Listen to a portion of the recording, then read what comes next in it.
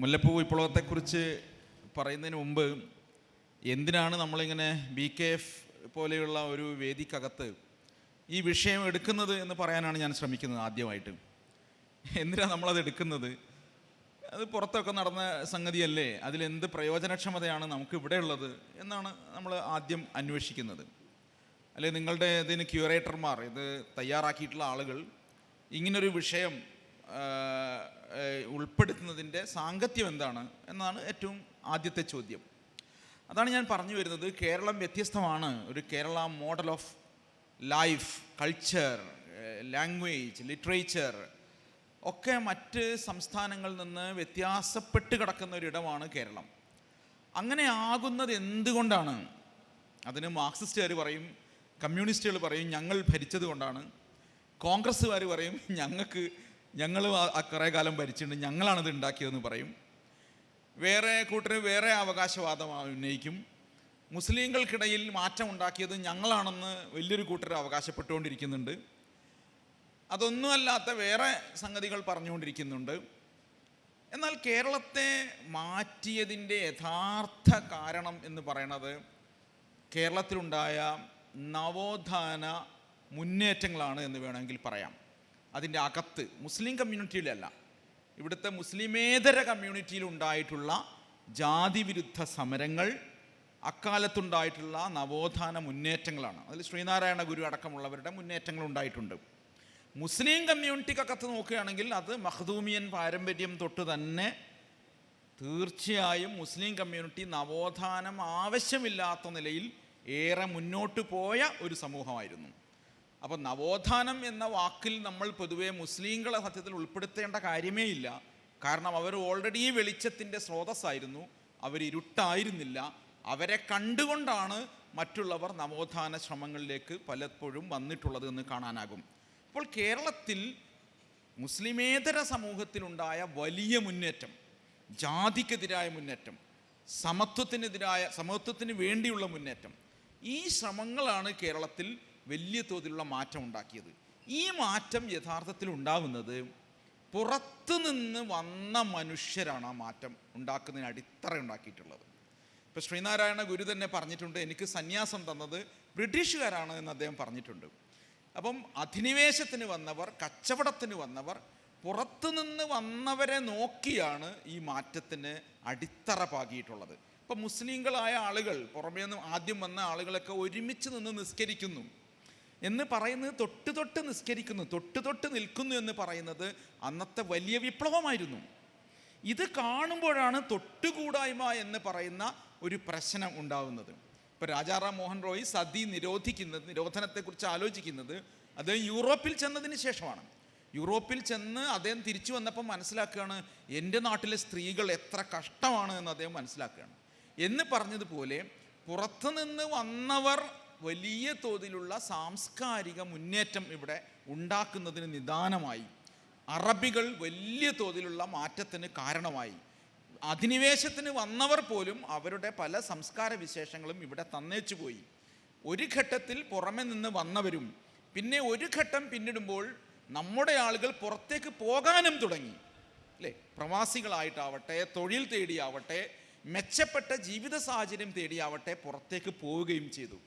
ഇങ്ങനെ പുറത്തേക്ക് പോവുകയും പുറത്തുനിന്ന് ആളുകൾ വരികയും ചെയ്തതിൻ്റെ ഭാഗമാണ് കേരളത്തിൽ ഈ മാറ്റം ഉണ്ടാകുന്നത് എന്നാണ് നമ്മൾ സത്യത്തിൽ അടിത്തറയിൽ നിന്നുകൊണ്ട് പറയേണ്ടത്.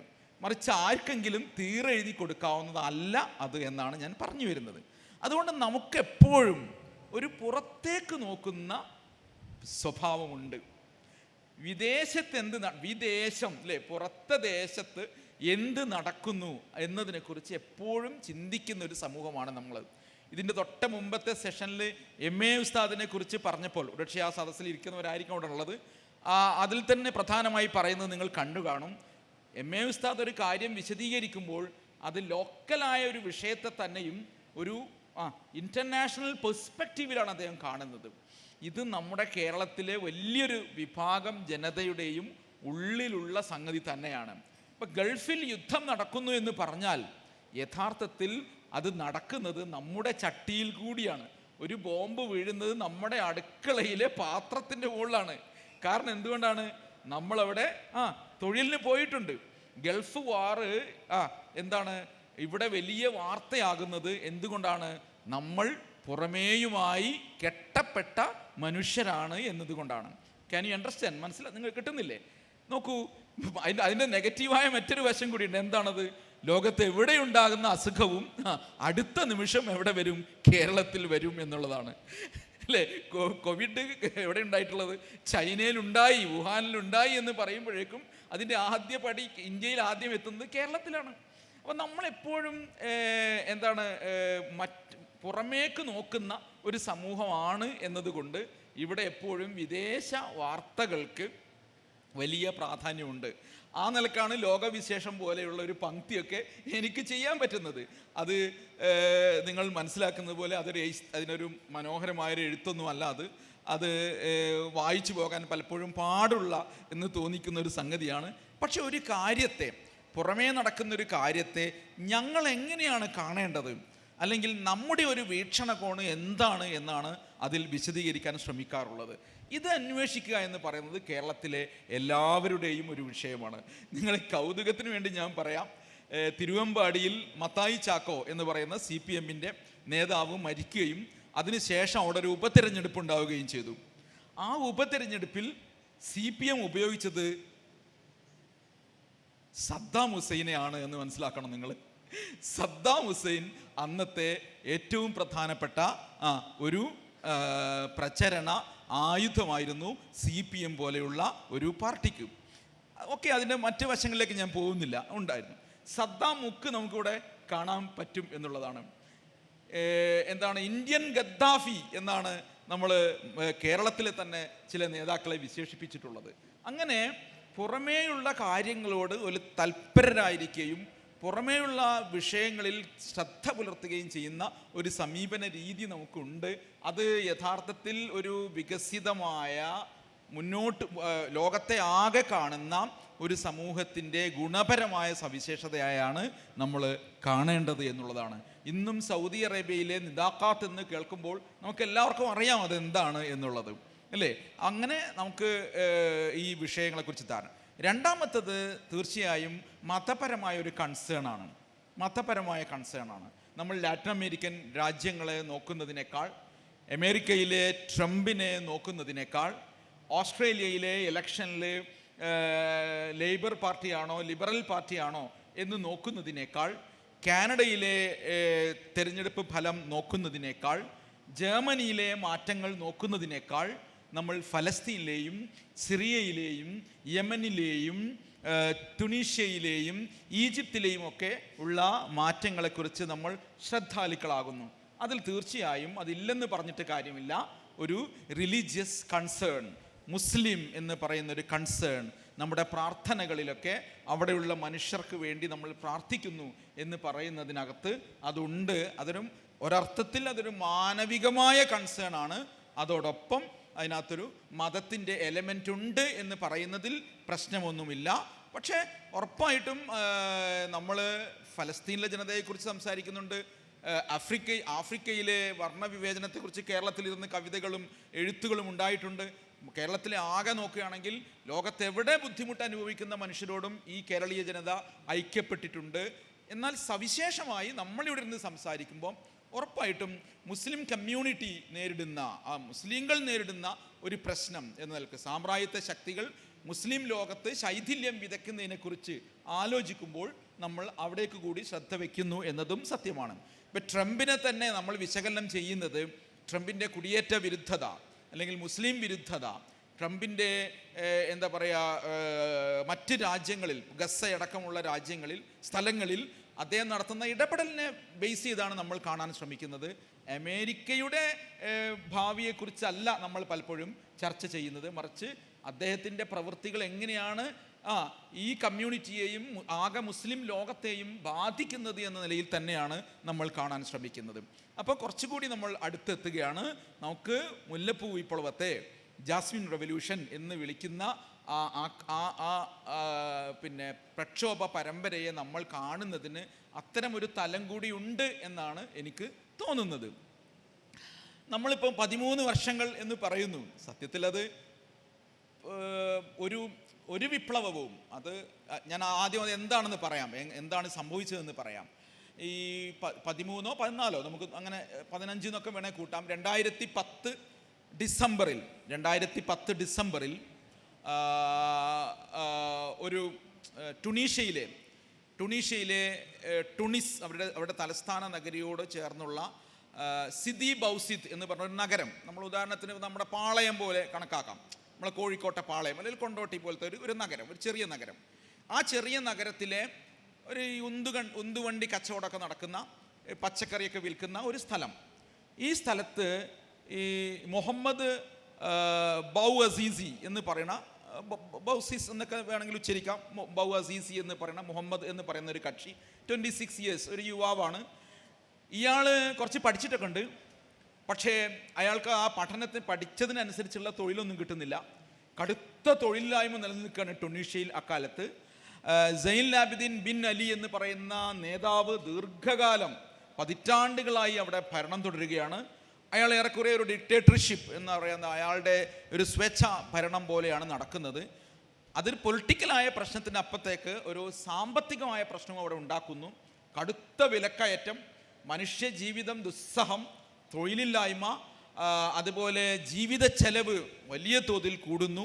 വിദ്യാഭ്യാസം, ആരോഗ്യം മുതലായ മേഖലകളിൽ ഒന്നും സർക്കാരിൻ്റെ ശ്രദ്ധ ശരിയായ നിലയിൽ ഇല്ലാതാകുന്നു. ഇതിനെതിരെ ചെറിയ കുഞ്ഞു പ്രക്ഷോഭങ്ങൾ പലയിടങ്ങളിലായി നടക്കുന്നുണ്ട്. അതാണ് ഞാൻ പറഞ്ഞത്, ഈ കാലഗണന പൂർണ്ണമായിരിക്കില്ല. റെഡി 1 2 3 എന്ന് പറഞ്ഞൊരു വിപ്ലവം ഉണ്ടാവില്ല. വിപ്ലവം എന്നതിൻ്റെ അർത്ഥം പെട്ടെന്നുണ്ടായ മാറ്റം എന്നൊക്കെ ആണെങ്കിലും അത് നിരന്തരം കുറേ ആശയപരമായ ബാക്കപ്പ് ഉണ്ടെങ്കിൽ മാത്രമേ ഒരു മാറ്റം, ഒരു വലിയൊരു ചേഞ്ച് നമ്മുടെ നാട്ടിൽ എവിടെയും ഉണ്ടാവുകയുള്ളൂ. അപ്പം ഈ 2010 ഡിസംബറിൽ ഈ മുഹമ്മദ് എന്ന് പറയുന്ന കക്ഷി ഒരു ഉന്തുവണ്ടിയുമായി തെരുവിലേക്ക് ഇറങ്ങുന്നു. അയാൾ പച്ചക്കറി വിറ്റാണ് ജീവിക്കുന്നത്. അയാളുടെ കസിൻ ബ്രദറായ അലി എന്ന് പറയുന്ന ആളുമുണ്ട്, ഇയാളെ സഹായിക്കുന്നു.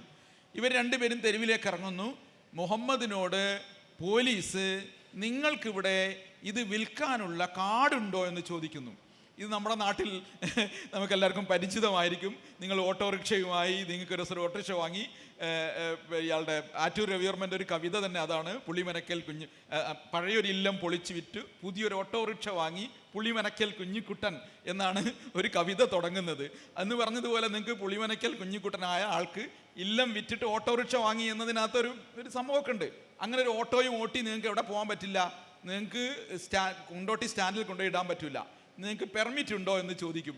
അല്ലെങ്കിൽ നിങ്ങൾക്ക് ഇവിടെ ഓടാനുള്ള പെർമിറ്റ് ഉണ്ടോ എന്ന് ചോദിക്കും. അല്ലെങ്കിൽ CITO INTUC-കാരോ എന്ന് ചോദിക്കും. നിങ്ങൾക്ക് ട്രേഡ് യൂണിയൻ്റെ മെമ്പർഷിപ്പ് ഉണ്ടോ എന്ന് ചോദിക്കും. അയ്യോ എനിക്കതൊന്നുമില്ല, എൻ്റെ വീട്ടിൽ പട്ടിണി കിടക്കുന്ന കുഞ്ഞുങ്ങളുണ്ടെന്നേ ഉള്ളൂ, അങ്ങനെയാണ് ഞാൻ ഓട്ടോ വാങ്ങിയതെന്ന് പറഞ്ഞാൽ കാര്യം നടക്കില്ല. നിങ്ങൾക്ക് ഈ പെർമിറ്റൊക്കെ വേണം, അത് എവിടെയും വേണം. മുഹമ്മദിനോട് പോലീസുകാർ ചോദിക്കുന്നു, നിങ്ങളുടെ കയ്യിൽ ഈ പെർമിറ്റ് ഉണ്ടോ എന്ന് ചോദിക്കുന്നു.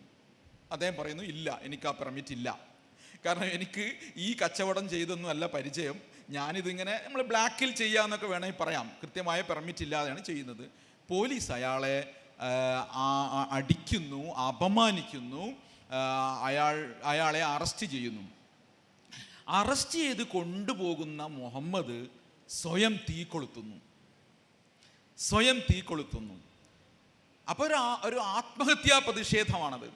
അത് ശരിയാണോ തെറ്റാണോ എന്ന് നമ്മളിപ്പോൾ ആലോചിക്കേണ്ട സമയം അതല്ലല്ലോ ഇതിൻ്റെ വിഷയം.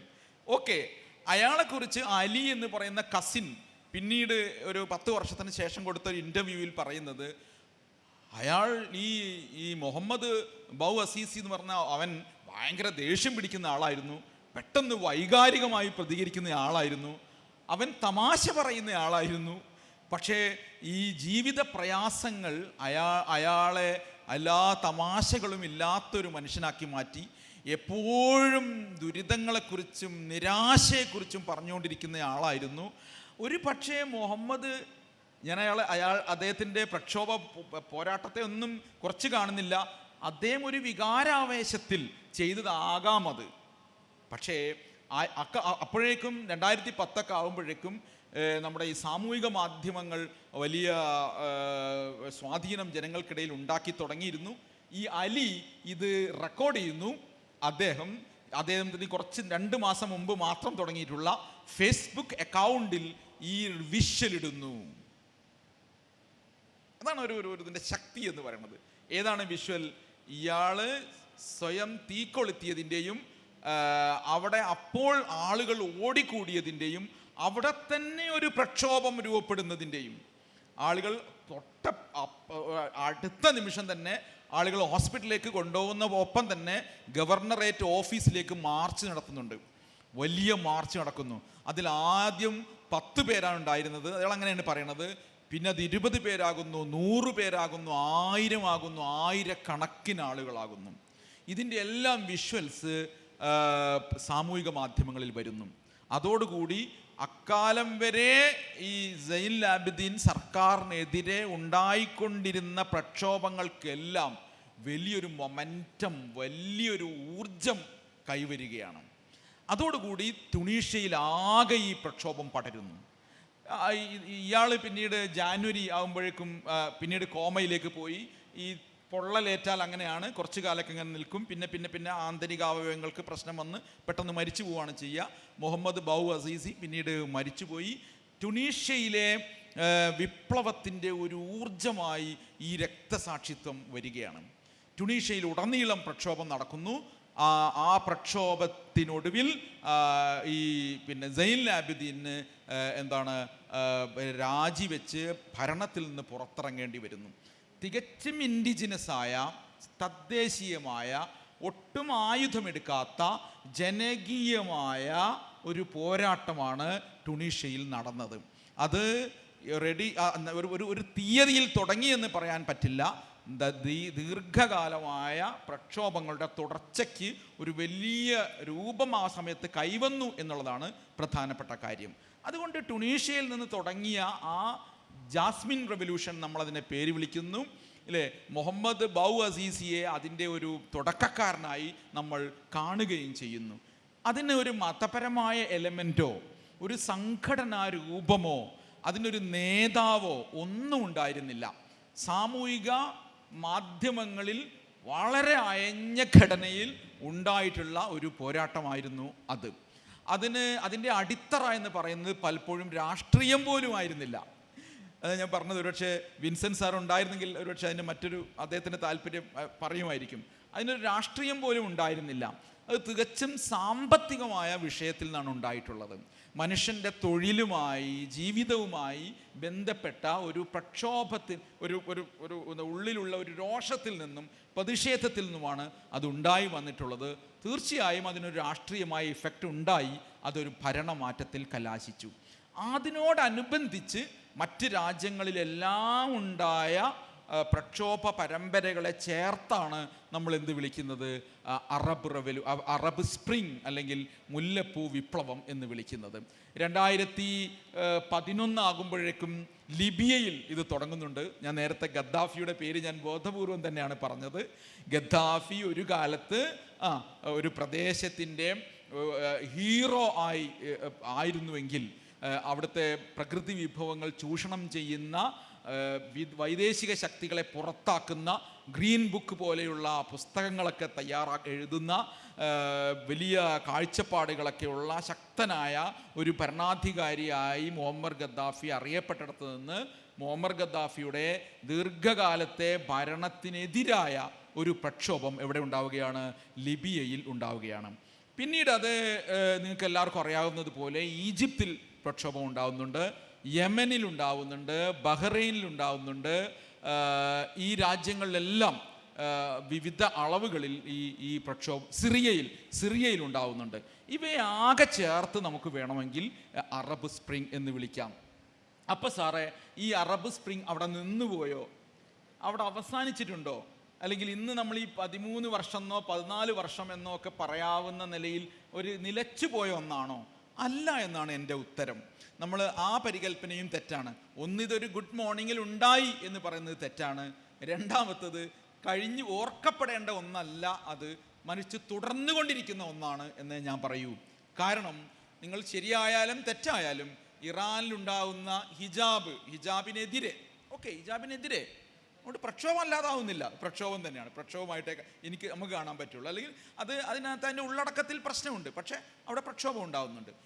ഈവൻ ഇസ്രായേലിൽ ഇപ്പോൾ ഉണ്ടാവുന്ന, ഇസ്രായേൽ നിങ്ങൾ വിചാരിക്കേണ്ട ഇസ്രായേലിൽ ഒരു പ്രക്ഷോഭവും നടക്കുന്നില്ല, അവിടെ ഒരു ജനാധിപത്യപരമായ ഒരു പ്രക്രിയ നടക്കുന്നില്ലെന്ന് കരുതണ്ട. നല്ല സിവിൽ സൊസൈറ്റി അവിടെ ഉണ്ട്. ഈ ആർക്കെതിരെ, ബെഞ്ചമിൻ നെതന്യാഹുവിനെതിരെ അതിശക്തമായ സമരം അവിടെ നടക്കുന്നുണ്ട്. ജനങ്ങൾ ബെഞ്ചമിൻ നെതന്യാഹുവിൻ്റെ ഓഫീസ് വളയുന്നുണ്ട്. അയാൾക്ക് ഒരു ഘട്ടത്തിൽ പുറത്തേക്ക് പോകാൻ പറ്റാതെ വരുന്നുണ്ട്. അയാൾ ബങ്കറിലേക്ക് മാറുന്നുണ്ട്. അവിടെ കോടതികൾ അയാൾക്കെതിരെ വിധി പറയാനിരിക്കുന്ന നിരവധി കേസുകളുണ്ട്.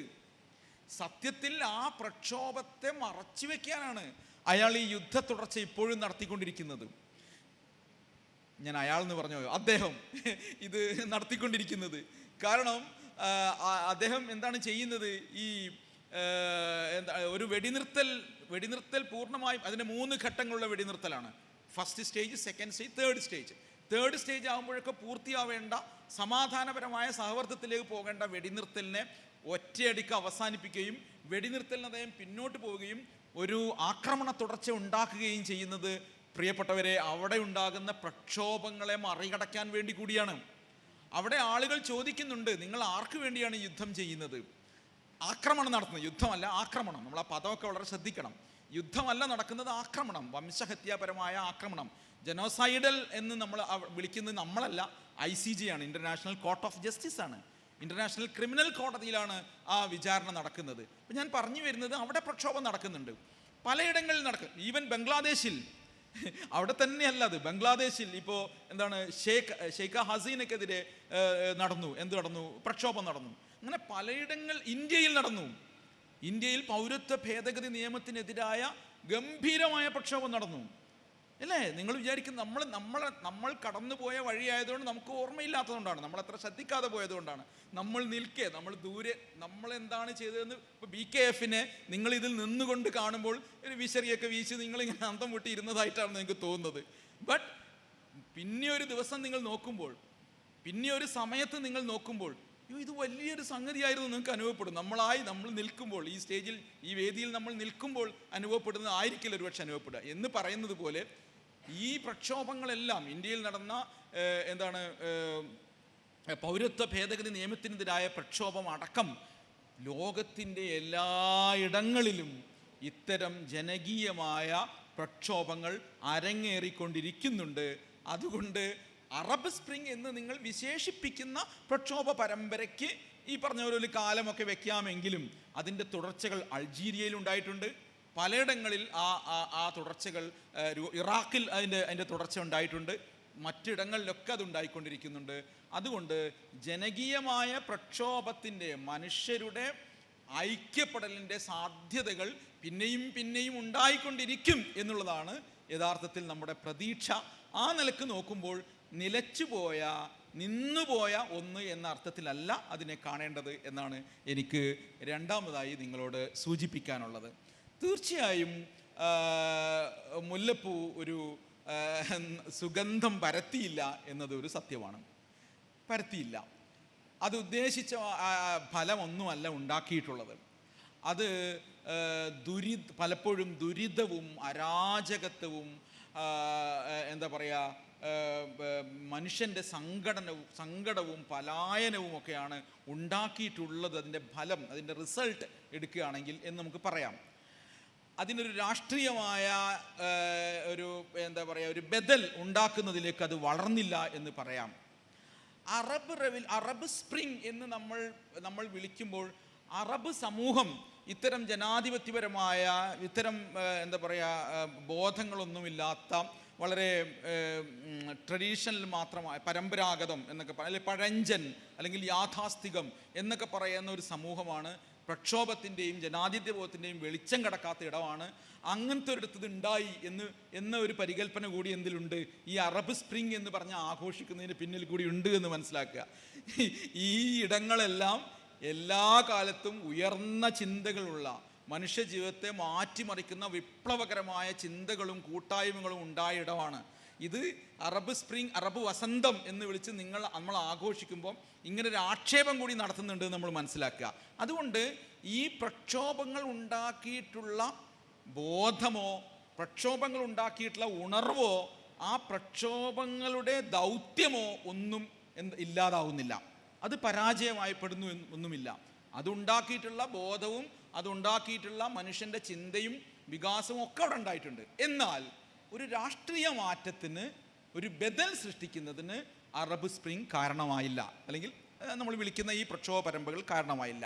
ഉദാഹരണത്തിന് ട്യൂണീഷ്യയിൽ തന്നെ സൈനുൽ ആബിദീൻ ഭരണകൂടം പോയെങ്കിലും ഇപ്പോൾ ഇന്ന് നിങ്ങൾ സെർച്ച് ചെയ്ത് നോക്കിയാൽ കാണാൻ പറ്റും, അവിടെ നിൽക്കുന്ന ഇപ്പോൾ പിന്നീട് വന്നിട്ടുള്ള പല കൈമറിഞ്ഞ് അധികാരം കടന്നുപോയി, അധികാരം പലരായി തട്ടിയെടുക്കുന്ന സ്ഥിതി ഉണ്ടായി. അന്നഹ്ദ പോലെയുള്ള പാർട്ടികൾ, നമ്മളെ ഇഖ്വാനുമായി ബന്ധമുള്ള പാർട്ടിയാണ് അന്നഹ്ദ. ആ പാർട്ടി കുറച്ചു കാലം അധികാരം കൈയാളാൻ ശ്രമിച്ചു. അവർക്കും സുസ്ഥിരമായൊരു സർക്കാരൊന്നും അവിടെ ഉണ്ടാക്കാൻ പറ്റിയില്ല. ഇപ്പോൾ എത്തി നിൽക്കുന്നത് സൈനുൽ ആബിദിനോളം നയരാഹിത്യമുള്ള, സൈനുൽ ആബിദിനോളം ജനാധിപത്യ വിരുദ്ധതയുള്ള ഒരു സർക്കാർ തന്നെയാണ് അവിടെ വന്നിട്ടുള്ളത്. ഈജിപ്തിലാകട്ടെ അവിടെയും ബ്രദർഹുഡുമായി ബന്ധമുള്ള ഫ്രീഡം ആൻഡ് ജസ്റ്റിസ് പാർട്ടിയുടെ നേതാവായ മുഹമ്മദ് മുർസി അവിടെ അധികാരത്തിൽ വന്നു. അത് വലിയ തോതിൽ ആഘോഷിക്കപ്പെട്ടു. കാരണം തഹ്രീർ ചത്വരത്തിൽ ആയിരക്കണക്കിന് മനുഷ്യർ ഒരുമിച്ച് കൂടിയതിൽ നിന്നുണ്ടായ സർക്കാർ എന്ന നിലയിൽ അത് ആഘോഷിക്കപ്പെട്ടു. നമ്മുടെ ഇവിടെയുള്ള ഈ പറയുന്ന ജമാഅത്തെ ഇസ്ലാമി അടക്കമുള്ളവർ അതിനെ ഇവിടെ പരാവർത്തനം ചെയ്ത്, നമ്മളെല്ലാവരും ഈ ആശയങ്ങളൊക്കെ എടുക്കുന്നത് എന്തിനു വേണ്ടിയാണ്? അവനവൻ്റെ ആവശ്യത്തിന് വേണ്ടിയാണല്ലോ. ഇപ്പോൾ മാർക്സിസ്റ്റുകാർ പലപ്പോഴും അവരുടെ റിപ്പോർട്ടിംഗ് കണ്ടാൽ നിങ്ങൾക്കറിയാം, അവരിങ്ങനെ ഒരു അന്തർദേശീയം ആദ്യം പറയും, പിന്നെ ഒരു ദേശീയം പറയും, പിന്നെയാണ് അവരെവിടെ എത്തുള്ളൂ ലോക്കൽ. കേരളത്തിലെ കാര്യം പറയാൻ തന്നെ ഗോവിന്ദ മാഷ്ക്ക് എന്ത് പറയും? അദ്ദേഹം പറയുന്നത് ശ്രദ്ധിച്ചാൽ കാണാം നിങ്ങൾ, ഒരു അന്തർദേശീയ തലം തൊട്ടാണ് പറയുക. അവർ ഈ അന്തർദേശീയ തലം എടുക്കുന്നത് എന്തിനാണ്? ഞാൻ അവരെ ആക്ഷേപിക്കല്ല. അവർ ഈ അന്തർദേശീയ തലം എടുക്കുന്നത് അതിനൊരു എന്താ പറയുക, അവരുടെ ഹീറോകൾ, അവരുടെ ആശയം വിജയിച്ചു എന്നതിൻ്റെ മാതൃക ഒക്കെ കിടക്കുന്നത് എവിടെയാണ്? പുറത്താണ് എന്നതുകൊണ്ടാണ് അവർക്ക് പുറമേ നിന്നത് കൊണ്ടുവരേണ്ടി വരുന്നത്. അല്ലെങ്കിൽ അന്തർദേശീയമായൊരു തലം പറഞ്ഞുകൊണ്ട് തന്നെ അവർക്ക് ഇതിലേക്ക് വരേണ്ടി വരുന്നത്. അതൊരു മോശം കാര്യമൊന്നുമല്ല. എല്ലാത്തിനും ഒരു ആഗോള പശ്ചാത്തലം നമുക്ക് കാണാൻ പറ്റും. എന്ന് പറഞ്ഞതുപോലെ നമ്മുടെ നാട്ടിലെ ജമാഅത്തെ ഇസ്ലാമി അടക്കമുള്ള വിഭാഗങ്ങൾ അവരുടെ ആവശ്യത്തിന് വേണ്ടി അത് ഉപയോഗിച്ചു. അവർ പറഞ്ഞത് ഞങ്ങളുടെ ആശയഗതിയുടെ, ഞങ്ങൾ മുന്നോട്ട് വയ്ക്കുന്ന രാഷ്ട്രീയത്തിൻ്റെ, ഇസ്ലാമിൻ്റേതെന്ന പേരിൽ ഞങ്ങൾ മുന്നോട്ട് വയ്ക്കുന്ന രാഷ്ട്രീയത്തിൻ്റെ പ്രയോഗമാണ് ഇവിടെ ഉണ്ടായത്, ഈജിപ്തിൽ ഉണ്ടായത് എന്ന് അവർ അവകാശപ്പെടുകയുണ്ടായി. പക്ഷേ സംഭവിച്ചത് എന്താണ്? ഈജിപ്തിലെ ജനത കൂടുതൽ ദുരിതത്തിലേക്ക് പോയി. IMF-ൽ നിന്ന് IMF-ന് കീഴ്പ്പെടുന്ന സാമ്പത്തിക നയത്തിനെതിരായിരുന്നു തഹ്രീർ ചത്വരത്തിൽ ആളുകൾ ഇരമ്പിയത്. എന്താ ഉണ്ടായത്? അത് തന്നെ മുഹമ്മദ് മുർസിക്ക് തുടരേണ്ടി വന്നു. ടൂറിസത്തിനൊക്കെ പ്രാധാന്യം കൊടുക്കുന്ന അവിടുത്തെ സമൂഹത്തിന് യോജിക്കാത്ത തലയിലുള്ള വികസന നയങ്ങളുമായി അദ്ദേഹത്തിന് പോകേണ്ടി വരുന്നു. കടുത്ത വിലക്കയറ്റം ഉണ്ടായി. ആളുകൾ പെട്രോൾ പമ്പുകൾ മുമ്പിൽ ക്യൂ നിൽക്കേണ്ട അവസ്ഥയുണ്ടായി. വലിയ ക്യൂകളുണ്ടായി, വലിയ വിലക്കയറ്റം ഉണ്ടായി. ആളുകൾ സ്വാഭാവികമായും ഒരു പ്രതിവിപ്ലവം എന്നൊക്കെ വിളിക്കപ്പെടുന്ന പ്രതിവിപ്ലവം എന്ന് നമ്മൾ എല്ലാത്തിനെയും വിപ്ലവമായി തന്നെ കണ്ടാൽ മതി. അത് ആദ്യത്തെ തഹ്രീർ, ഒന്നാം തഹ്രീർ ചത്വരം ജനങ്ങൾ പോയി ഇരുന്നതാണെങ്കിൽ രണ്ടാം തഹ്രീറും അങ്ങനെ തന്നെയായിരുന്നു. ആളുകൾ ഇരച്ചു ചെല്ലുകയും മുഹമ്മദ് മുർസി സർക്കാരിനെ പുറത്ത് കളയുകയും ചെയ്തു. അപ്പം നമ്മൾ ചോദിക്കും, ഇതിനെന്തിനാണ് അങ്ങനെ ഒരു വ്യാഖ്യാനം കൊടുക്കാൻ പോയത്? ഇത് ഇസ്ലാമിൻ്റെ രാഷ്ട്രീയ പ്രയോഗമാണ് എന്ന് അവകാശപ്പെടാൻ പോയതുകൊണ്ട് എന്ത് സംഭവിച്ചു? ഇസ്ലാമിൻ്റെ രാഷ്ട്രീയ പ്രയോഗത്തിന് ഇത്ര ആയുസേ ഉള്ളൂ. മുഹമ്മദ് മുർസിയെ പോലെയുള്ള ഒരാൾക്ക് അധികാരത്തിൽ വരുമ്പോൾ പ്രശ്നങ്ങൾക്ക് പരിഹാരം കാണാനാകാത്ത വിധം പരാജിതമായ ഒരു രാഷ്ട്രീയ ഘടനയാണോ ഇസ്ലാമിനുള്ളത് എന്ന ചോദ്യം പാശ്ചാത്യ ലോകത്തു നിന്നും ഈ വിരുദ്ധമായി സംസാരിക്കുന്നവരിൽ നിന്നും ഉണ്ടാകാൻ മാത്രമേ ആ പ്രാക്ടീസ് ഉപകരിച്ചുള്ളൂ. ഞാൻ പറയുന്നത് നിങ്ങൾക്ക് മനസ്സിലാവുണ്ടെന്ന് തോന്നുന്നു അല്ലേ? അപ്പം ഈ ഒരു ഘട്ടം കഴിയുമ്പം ഇദ്ദേഹം പുറത്തു പോകുന്നു. പിന്നെ വരുന്ന ആരാണ്? അൽ സീസി ആരാണ്?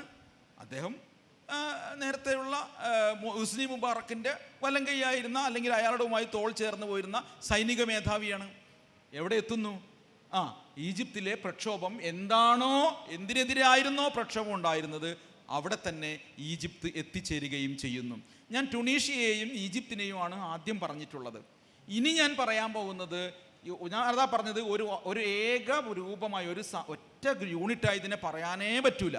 കാരണം ഈജിപ്തിലും ട്യൂണീഷ്യയിലും ജനകീയമായ മുന്നേറ്റമാണ് ഉണ്ടായിരുന്നതെങ്കിൽ, നിരായുധമായ മനുഷ്യരുടെ ഐക്യമടലാണ് ഉണ്ടായിരുന്നതെങ്കിൽ, ലിബിയയിലും സിറിയയിലും യമനിലും ഒന്നും എന്തല്ല അതുപോലെ ആയിരുന്നില്ല കാര്യങ്ങൾ.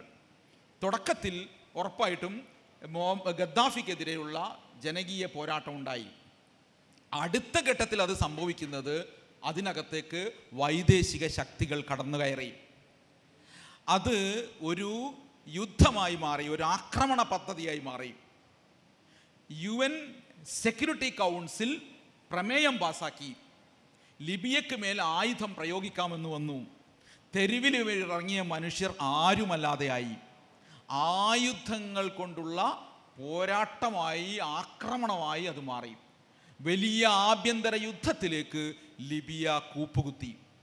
അപ്പോൾ അറബ് സ്പ്രിങ്ങിൻ്റെ ഒരു സ്വഭാവവും, അറബ് സ്പ്രിംഗ് എന്ന് നമ്മൾ വിളിക്കുന്ന ഈ സംഗതിയുടെ ഒരു സ്വഭാവവും ലിബിയയിൽ ഉണ്ടായിരുന്നില്ല എന്ന് മാത്രമല്ല, വിവിധ മിലീഷ്യകൾ, വിവിധ സായുധ സംഘങ്ങൾ തമ്മിലുള്ള പോരാട്ടമായി, ആക്രമണമായി അത് കലാശിച്ചു. ഗദ്ദാഫി മിസ്രാത്തയിലെ തെരുവിൽ കൊല്ലപ്പെട്ടു. അഴുക്ക് ചാലിൽ നിന്നാണ് അദ്ദേഹത്തിൻ്റെ മൃതദേഹം എടുക്കുന്നത്, ഒരു രാഷ്ട്ര നേതാവിൻ്റെ. അവിടെ പിന്നീടുണ്ടായിട്ടുള്ളത് നിങ്ങൾക്ക് എല്ലാവർക്കും അറിയാവുന്നതുപോലെ, ബെൻഗാസിയിൽ ഇന്നൊരു സർക്കാരുണ്ട്, ട്രിപ്പോളിയിൽ ഒരു സർക്കാരുണ്ട്. ഒരു സൈന്യം അവരുടെ കയ്യിലുണ്ട്, ഒരു സൈന്യം ഇവരുടെ കയ്യിലുണ്ട്. വാളെടുത്തവർ മുഴുവൻ വെളിച്ചപ്പാട് എന്ന് പറയുന്നത് പോലെ അങ്ങേയറ്റത്തെ അനാർക്കിയാണ് ഇപ്പോൾ ലിബിയയിൽ നിൽക്കുന്നത്. ലിബിയയുടെ എണ്ണ സമ്പത്ത് എല്ലാവരും കട്ടെടുത്ത് കൊണ്ടുപോവുകയാണ്. ലിബിയൻ തീരത്ത് നങ്കൂരമിടുന്ന എണ്ണക്കപ്പലുകൾ റഷ്യയുടേതുണ്ട്, US-ൻ്റേതുണ്ട്, എല്ലാ സാമ്രാജ്യത്വ ശക്തികളുടേതുമുണ്ട്. അവിടെ എല്ലാ രാജ്യങ്ങളും അവിടുത്തെ പ്രകൃതി വിഭവങ്ങൾ കൊള്ളയടിക്കാനുള്ളൊരു അവസരമായിട്ടാണ് ഈ ഭരണമാറ്റത്തെ ഉപയോഗിച്ചത്. ഇന്നും തീർത്തും അരാജകമായ നിലയിൽ ലിബിയ നിൽക്കുമ്പോൾ സെക്യൂരിറ്റി കൗൺസിൽ ഇവിടെ ഇടപെട്ടുകൊള്ളാൻ, എല്ലാ രാജ്യങ്ങൾക്കും ഇടപെട്ടുകൊള്ളാൻ പ്രമേയം പാസാക്കിയ UN-ന് ഒന്നും ചെയ്യാൻ പറ്റുന്നില്ല. അതാണ് ലിബിയയിൽ ഈ മാറ്റത്തിൻ്റെ പരിണതി ഉണ്ടായിട്ടുള്ളത്.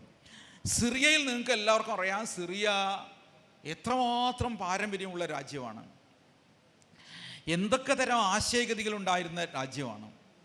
അവിടെയാണ് ബായസ് പാർട്ടി പോലെയുള്ള ഇടതുപക്ഷ സോഷ്യലിസ്റ്റ് പാർട്ടികൾ ഉണ്ടായിരുന്ന ഇടമാണ്. അവിടെ എന്താണ് ഇപ്പം ഉണ്ടായിട്ടുള്ളത്? അവിടെ ഏറ്റവും അവസാനം എത്തിച്ചേർന്നത് സിറിയ തികഞ്ഞ ആഭ്യന്തര യുദ്ധത്തിലേക്ക് പോയി. ബഷർ അൽ അസദിനെ താഴെ ഇറക്കാനുള്ള ശ്രമം സിറിയൻ ജനതയല്ല നടത്തിയിട്ടുള്ളത്, മറിച്ച് അമേരിക്കയാണ് നടത്തിയിട്ടുള്ളത്. അമേരിക്കയ്ക്ക് താല്പര്യങ്ങളുണ്ടായിരുന്നു. ഒരു ഭാഗത്ത് റഷ്യ നിന്നു, ഇറാനും നിന്നു. അങ്ങനെ ഒരു നിഴൽ യുദ്ധത്തിൻ്റെ ഇടമായി സിറിയ മാറി. ഒരു ഭാഗത്ത് സിറിയയിലെ കുഞ്ഞു കുഞ്ഞു ഗ്രൂപ്പുകൾ, അവർക്കെല്ലാവർക്കും ആയുധം. തുർക്കിക്ക് താല്പര്യം, റഷ്യക്ക് താല്പര്യം, ഇറാന് താല്പര്യം, US-ന് താല്പര്യം, ഫ്രാൻസിന് താല്പര്യം, ബ്രിട്ടന് താല്പര്യം. എല്ലാവരുടെയും താല്പര്യങ്ങളുടെ സംഘടന ഭൂമിയായി സിറിയ മാറി. അവിടെ എന്തുണ്ടായി? സിറിയയിൽ നിന്നാണ് ലോകത്തെ ഏറ്റവും കൂടുതൽ അഭയാർത്ഥികൾ പ്രവഹിക്കുന്ന ഇടമായി സിറിയ മാറി. നിങ്ങൾക്ക് ഐലാൻ കുർദിയെ നിങ്ങൾക്ക് മറക്കാൻ പറ്റില്ല. ഒരൊറ്റ ചിത്രം മതി നിങ്ങൾക്ക് ഈ അഭയാർത്ഥി പ്രവാഹത്തിൻ്റെ വേദന മനസ്സിലാക്കാൻ. ഒരു രാജ്യത്ത് മനുഷ്യന് നിൽക്കക്കള്ളില്ലാതെ പോകേണ്ടി വരിക എന്ന് പറയുന്നത് എത്ര ഭീകരമായ അവസ്ഥയാണ്. പലപ്പോഴും നമുക്കൊന്നും അത് മനസ്സിലാവുക തന്നെയില്ല. കാരണം നമ്മൾ ഒരു വളരെ വളരെ ശാന്തമായൊരു അന്തരീക്ഷത്തിലാണ് ജീവിക്കുന്നത്. നമുക്കിവിടെയുള്ള പ്രശ്നങ്ങളൊന്നും പ്രശ്നമല്ലെന്നല്ല ഞാൻ പറയുന്നത്, മറിച്ച് നമുക്ക് പുറപ്പെട്ടു പോകേണ്ട സ്ഥിതിവിശേഷം ഇല്ല, ഇപ്പോഴില്ല എന്നുള്ളത് നമ്മൾ കാണണം. അങ്ങനെ പുറപ്പെട്ടു പോകുന്ന ഒരിടമായി സിറിയ അധപ്പതിച്ചു. ഓക്കെ, സിറിയയിൽ ഏറ്റവും അവസാനം ഉണ്ടായിട്ടുള്ളത് നിങ്ങൾക്കറിയാം. അവിടെ ബഷർ അൽ അസദ് അധികാരം ഒഴിയേണ്ടി വന്നു, അദ്ദേഹത്തിന് പലായനം ചെയ്യേണ്ടി വന്നു, അദ്ദേഹത്തിന് റഷ്യ അഭയം കൊടുത്തു. ഇപ്പോൾ അവിടെ HTS എന്ന് പറയുന്ന ഹയാത്ത് തഹ്രീർ അൽ ഷാം എന്ന് പറയുന്ന ഗ്രൂപ്പ് അവിടെ അധികാരം പിടിച്ചിട്ടുണ്ട്. എന്നാൽ ഇന്നും സിറിയ ശാന്തമല്ല. ശാന്തമല്ല. അവരധികാരത്തിൽ വന്നിട്ടുണ്ട്. ജൂലാനി അർഷർ എന്ന് പറയുന്ന ആളവിടെ ഒരു ഇടക്കാല സർക്കാരൊക്കെ ഉണ്ടാക്കിയിട്ടുണ്ടെങ്കിലും ഇന്ന് അവിടെ ഇസ്രായേൽ ഇടപെട്ടുകൊണ്ടിരിക്കുകയാണ്. ജൂലാൻ കുന്നുകളിലുള്ള കയ്യേറ്റം ഇസ്രായേൽ പൂർത്തിയാക്കിയിരിക്കുന്നു. ഇന്ന് ദമസ്കസിൽ ഏറ്റവും കൂടുതൽ ആക്രമണം നടത്തിക്കൊണ്ടിരിക്കുന്നത് ഇസ്രായേലാണ് എന്ന് വന്നിരിക്കുന്നു. US-നൊക്കെ വലിയ താല്പര്യമുള്ള ഇടമായി മാറിയിരിക്കുന്നു. ഈ ഇപ്പോഴത്തെ ഭരണകൂടത്തെ താങ്ങി നിർത്തുന്നത് അതൊരു സുന്നി ഷിയ സംഘർഷമായി മാത്രം അതിനെ കാണാൻ പറ്റില്ല. അങ്ങനെ വരുമ്പോൾ ഒരു സന്തോഷം നമുക്ക് തോന്നും. അതെ, ഷിയ ഭരണത്തിന്, ന്യൂനപക്ഷമായ ഷിയ ഭരണത്തിന് അവിടെ അറുതി വരുത്തി എന്നതൊക്കെ വംശീയമായി ചിന്തിക്കുമ്പോൾ ഒരുപക്ഷെ നമുക്ക് അങ്ങനെ തോന്നിയേക്കാം. പക്ഷേ പുതുതായി വന്നിട്ടുള്ള സംഘത്തിനും അവിടെ പൂർണ്ണമായ സുസ്ഥിരമായ മനുഷ്യൻ്റെ ജീവിതം സെക്യൂറാക്കുന്ന, സുരക്ഷിതമാക്കുന്ന ഒരു ഭരണ സംവിധാനം അവിടെ ഉണ്ടാക്കാൻ ഇതുവരെ സാധിച്ചിട്ടില്ല എന്ന് നോക്കുമ്പോൾ സിറിയയിലെയും പ്രക്ഷോഭം തുടങ്ങിയത് ജനങ്ങൾ തെരുവിൽ നിന്നാണെങ്കിൽ അത് ആയുധക്കളിയായി മാറുകയും അരക്ഷിതമായൊരിടമായി സിറിയ മാറുകയും ചെയ്തു. യമനിൽ നിങ്ങൾക്ക് അറിയാവുന്ന ഇൻഫർമേഷനാണ്, നിങ്ങൾക്ക് എല്ലാവർക്കും കിട്ടാവുന്ന ഇൻഫർമേഷനാണ്. അവിടെ സൗത്ത് യമനും നോർത്ത് യമനും രണ്ടായി തന്നെ നിൽക്കുകയാണ്. സൗദിക്ക് തന്നെ ഭീഷണിയാകുന്ന ഹൂഥി വിഭാഗം അവിടെ നിന്ന് ആക്രമണം നടത്തിക്കൊണ്ടിരിക്കുകയാണ്. അറബ് മേഖലക്കാകെ ഒരു പ്രശ്നം ഉണ്ടാക്കുന്ന ഇടമായി യമൻ മാറുകയാണ്. യമനെക്കുറിച്ചൊക്കെ അല്ലേ നബി തങ്ങൾ സല്ലല്ലാഹു അലൈഹി വസല്ലം പറഞ്ഞതൊക്കെ നമ്മൾ ഓർത്തു നോക്കൂ. ആ ഇടം ഇന്ന് എവിടെയായി നിൽക്കുന്നു? മനുഷ്യ ജീവിതം എത്ര ദുഷ്കരമാണ് അവിടെ. മാൽ ന്യൂട്രീഷൻ വലിയ തോതിൽ നമ്മുടെ അവിടുത്തെ കുഞ്ഞുങ്ങൾക്ക് ഭക്ഷണം കഴിക്കാൻ പോലും ഇല്ലാതാകുന്നു. ലോകത്താകെയുള്ള ദുരിതാശ്വാസ ശ്രമങ്ങൾ നടത്തുന്നവർക്ക് പോയി സഹായിച്ച് നിൽക്കാനുള്ള, ഫോട്ടോ എടുക്കാനുള്ള ഇടമായി ഏത് മാറുന്നു? യമൻ മാറുന്നു എന്ന് കാണണം. യമൻ അത്രമേൽ പ്രശ്നസങ്കുലമാണ്.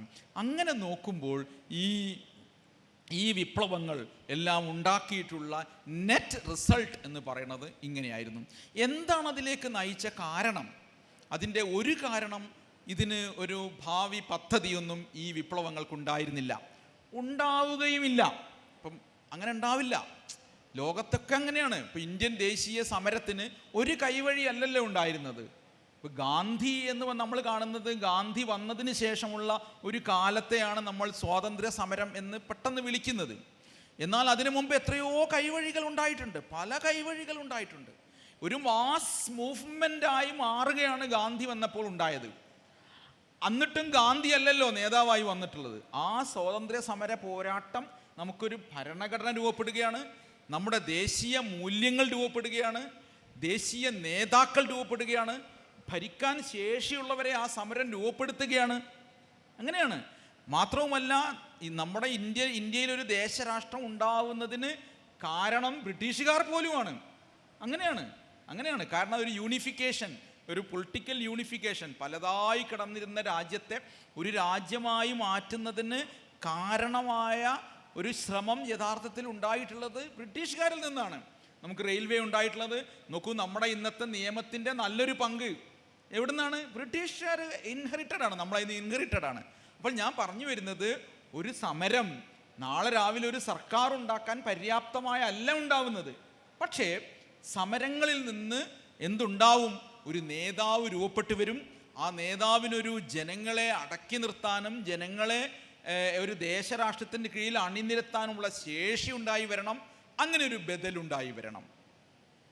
ഈ പറഞ്ഞ വിപ്ലവങ്ങൾക്ക് അതില്ലാതെ പോയി എന്നതാണ് ഒന്നാമത്തെ പ്രധാനപ്പെട്ട കാരണം. രണ്ടാമത്തെ കാരണം എന്താണ്? ഉറപ്പായിട്ടും ഈ സമരങ്ങളൊന്നും ഇൻഡിജിനസായി ഉണ്ടായി എന്ന് നമ്മൾ പറഞ്ഞാലും ഒരു ഘട്ടം കഴിയുമ്പോൾ സാമ്രാജ്യത്വ ശക്തികൾ, പഴയ കൊളോണിയൽ ശക്തികൾ ലോകത്തെവിടെ എന്തൊക്കെ ഉണ്ടായാലും അവരിടപെടും.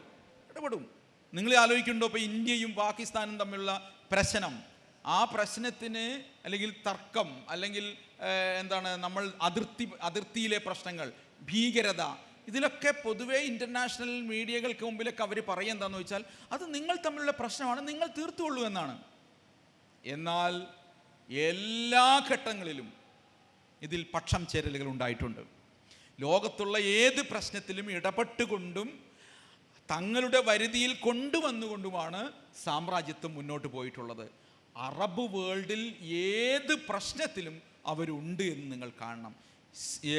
ഇറാനും സൗദിയും തമ്മിലുള്ള പ്രശ്നത്തെ, തർക്കത്തെ, വംശീയത ഉണ്ട്, അതിനെയൊക്കെ കത്തിച്ചു നിർത്തുന്നത് തീർച്ചയായിട്ടും സാമ്രാജ്യത്വമാണ്.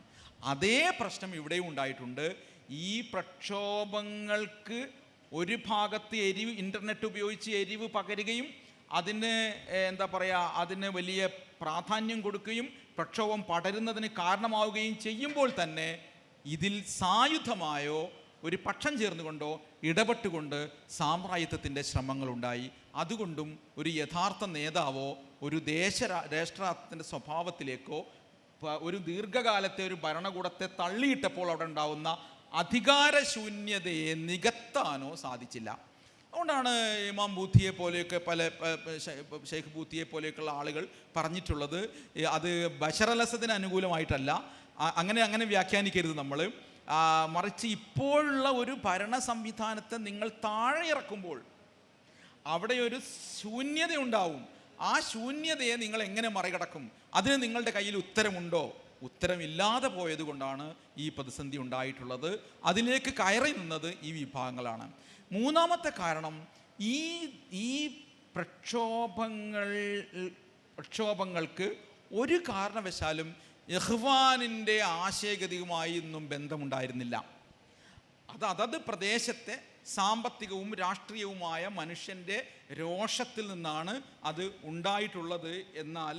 ഉണ്ടായിട്ടുള്ളത്. പക്ഷെ ഒരു ഘട്ടം കഴിയുമ്പോൾ ഇഖ്വാൻ അതിലേക്ക് കയറി നിൽക്കുന്നു. അവരതിനെ രാഷ്ട്രീയമായി പരിവർത്തിക്കുന്നു. അത് അധികാരത്തിനുള്ള മാർഗമായി ഉപയോഗിക്കുന്നു. അതിൻ്റെ ഭാഗമായി എന്തുണ്ടാവുന്നു? അവർക്ക് എന്നാലോ അതിനൊരു തുടർച്ച ഉണ്ടാക്കാൻ അവർക്ക് സാധിക്കാതെ വരികയും ചെയ്യുന്നു. ഈജിപ്തിൽ ഒരു കാലത്ത് ബ്രദർഹുഡിൻ്റെ ആളുകളെ ഒളിപ്പിച്ച് മച്ചിനകത്ത് നിർത്തിയിരുന്ന ജനങ്ങൾ തന്നെ അവരെ ആട്ടി പുറത്തിറക്കുന്ന സ്ഥിതിവിശേഷം ഉണ്ടായി. എന്ന് വെച്ചാൽ അതിൻ്റെ അർത്ഥം ഈ തഹ്രീർ ചത്തുരത്തിലുണ്ടായ പ്രക്ഷോഭത്തെ അതിനില്ലാത്ത ഒരർത്ഥം നൽകുകയും അതിനെ വഴിതിരിച്ചു വിടുകയും അതൊരു രാഷ്ട്രീയ അധികാരത്തിലേക്കുള്ള ചവിട്ടുപടിയായി മാറ്റുകയും ചെയ്തിടത്ത് ഈ ഗ്രൂപ്പുകൾക്ക് തെറ്റുപറ്റി എന്നുള്ളതാണ് ഒരു പ്രധാനപ്പെട്ട മറ്റൊരു പ്രശ്നം. ഇത് അതുപോലെ തന്നെ പരാജയപ്പെടാനുള്ള അല്ലെങ്കിൽ ഇതിനെ മനുഷ്യരുടെ ജീവിതത്തെ കൂടുതൽ ദുരിതപൂർണമാക്കുന്നതിനുള്ള മറ്റൊരു കാരണമായി വന്നത് ഈ പിന്നീട് രൂപപ്പെട്ട അനാർക്കിസം, അരാജകത്വം, നേതാവില്ലായ്മ, സുസ്ഥിരതയില്ലായ്മ അൽ ഖായിദ പോലെയുള്ള ഗ്രൂപ്പുകൾ ഉപയോഗിച്ചു, IS പോലെയുള്ള ഗ്രൂപ്പുകൾ ഉപയോഗിച്ചു, ഇൻഡിജിനസായ പല തീവ്രവാദ ഗ്രൂപ്പുകൾ ഉപയോഗിച്ചു. ഫലത്തിൽ എന്ത് സംഭവിച്ചു? ഇതാകെ തകർന്നടിയുന്ന സ്ഥിതിവിശേഷത്തിലേക്ക് പോയി എന്നുള്ളതാണ്. ഇന്ന് നമ്മൾ നോക്കുമ്പോൾ ഉറപ്പായിട്ടും ആ പ്രക്ഷോഭ പദ്ധതികൾക്കെല്ലാം അതിൻ്റെ ഫലം ഈ രൂപത്തിലായിത്തീർന്നു എന്നുള്ളതാണ് നമുക്ക് കൺക്ലൂഡ് ചെയ്യാൻ പറ്റുന്നത്. അതിനർത്ഥം അവിടെയൊന്നും ആളുകൾ ഇതൊന്നും ചിന്തിക്കുന്നില്ല എന്നല്ല, ചിന്താശേഷിയില്ലാത്ത മനുഷ്യരാണ് എന്നല്ല. നമ്മൾ ഇന്നിവിടെ പ്രചരിപ്പിക്കുന്നത് പോലെ ഇതിൻ്റെ എല്ലാം കാരണം ഇസ്ലാം സമൂഹത്തിലൊക്കെ ഇതുണ്ടാവും എന്ന് വ്യാഖ്യാനിക്കാൻ പാടില്ല. ഉറപ്പായിട്ടും അവിടെ ഗംഭീരമായ രാഷ്ട്രീയ ചിന്തകൾ ഉണ്ടാവുന്നുണ്ട്, എഴുത്തുകൾ ഉണ്ടാവുന്നുണ്ട്, ആലോചനകൾ ഉണ്ടാവുന്നുണ്ട്, മനുഷ്യരുടെ കൂട്ടായ്മകൾ ഉണ്ടാവുന്നുണ്ട്. അതുകൊണ്ട് അവസാനിച്ചു എന്ന് നമുക്ക് പറയാൻ പറ്റില്ല എന്നാണ് ഈ 14 വർഷത്തെ ആസ്പദമാക്കിക്കൊണ്ട് നമുക്ക് പറയാൻ പറ്റുന്നത്. ഇവിടെ നമ്മൾ ശ്രദ്ധിക്കേണ്ട ഒരു കാര്യം, മനുഷ്യരുടെ ഐക്യപ്പെട്ടു വരുന്ന പ്രക്ഷോഭങ്ങളിലേക്ക് എങ്ങനെയാണ് തൽപര കക്ഷികൾ നുഴഞ്ഞു കയറുന്നത് എന്നതിനെക്കുറിച്ച് ധാരണ അതുണ്ടാവണം.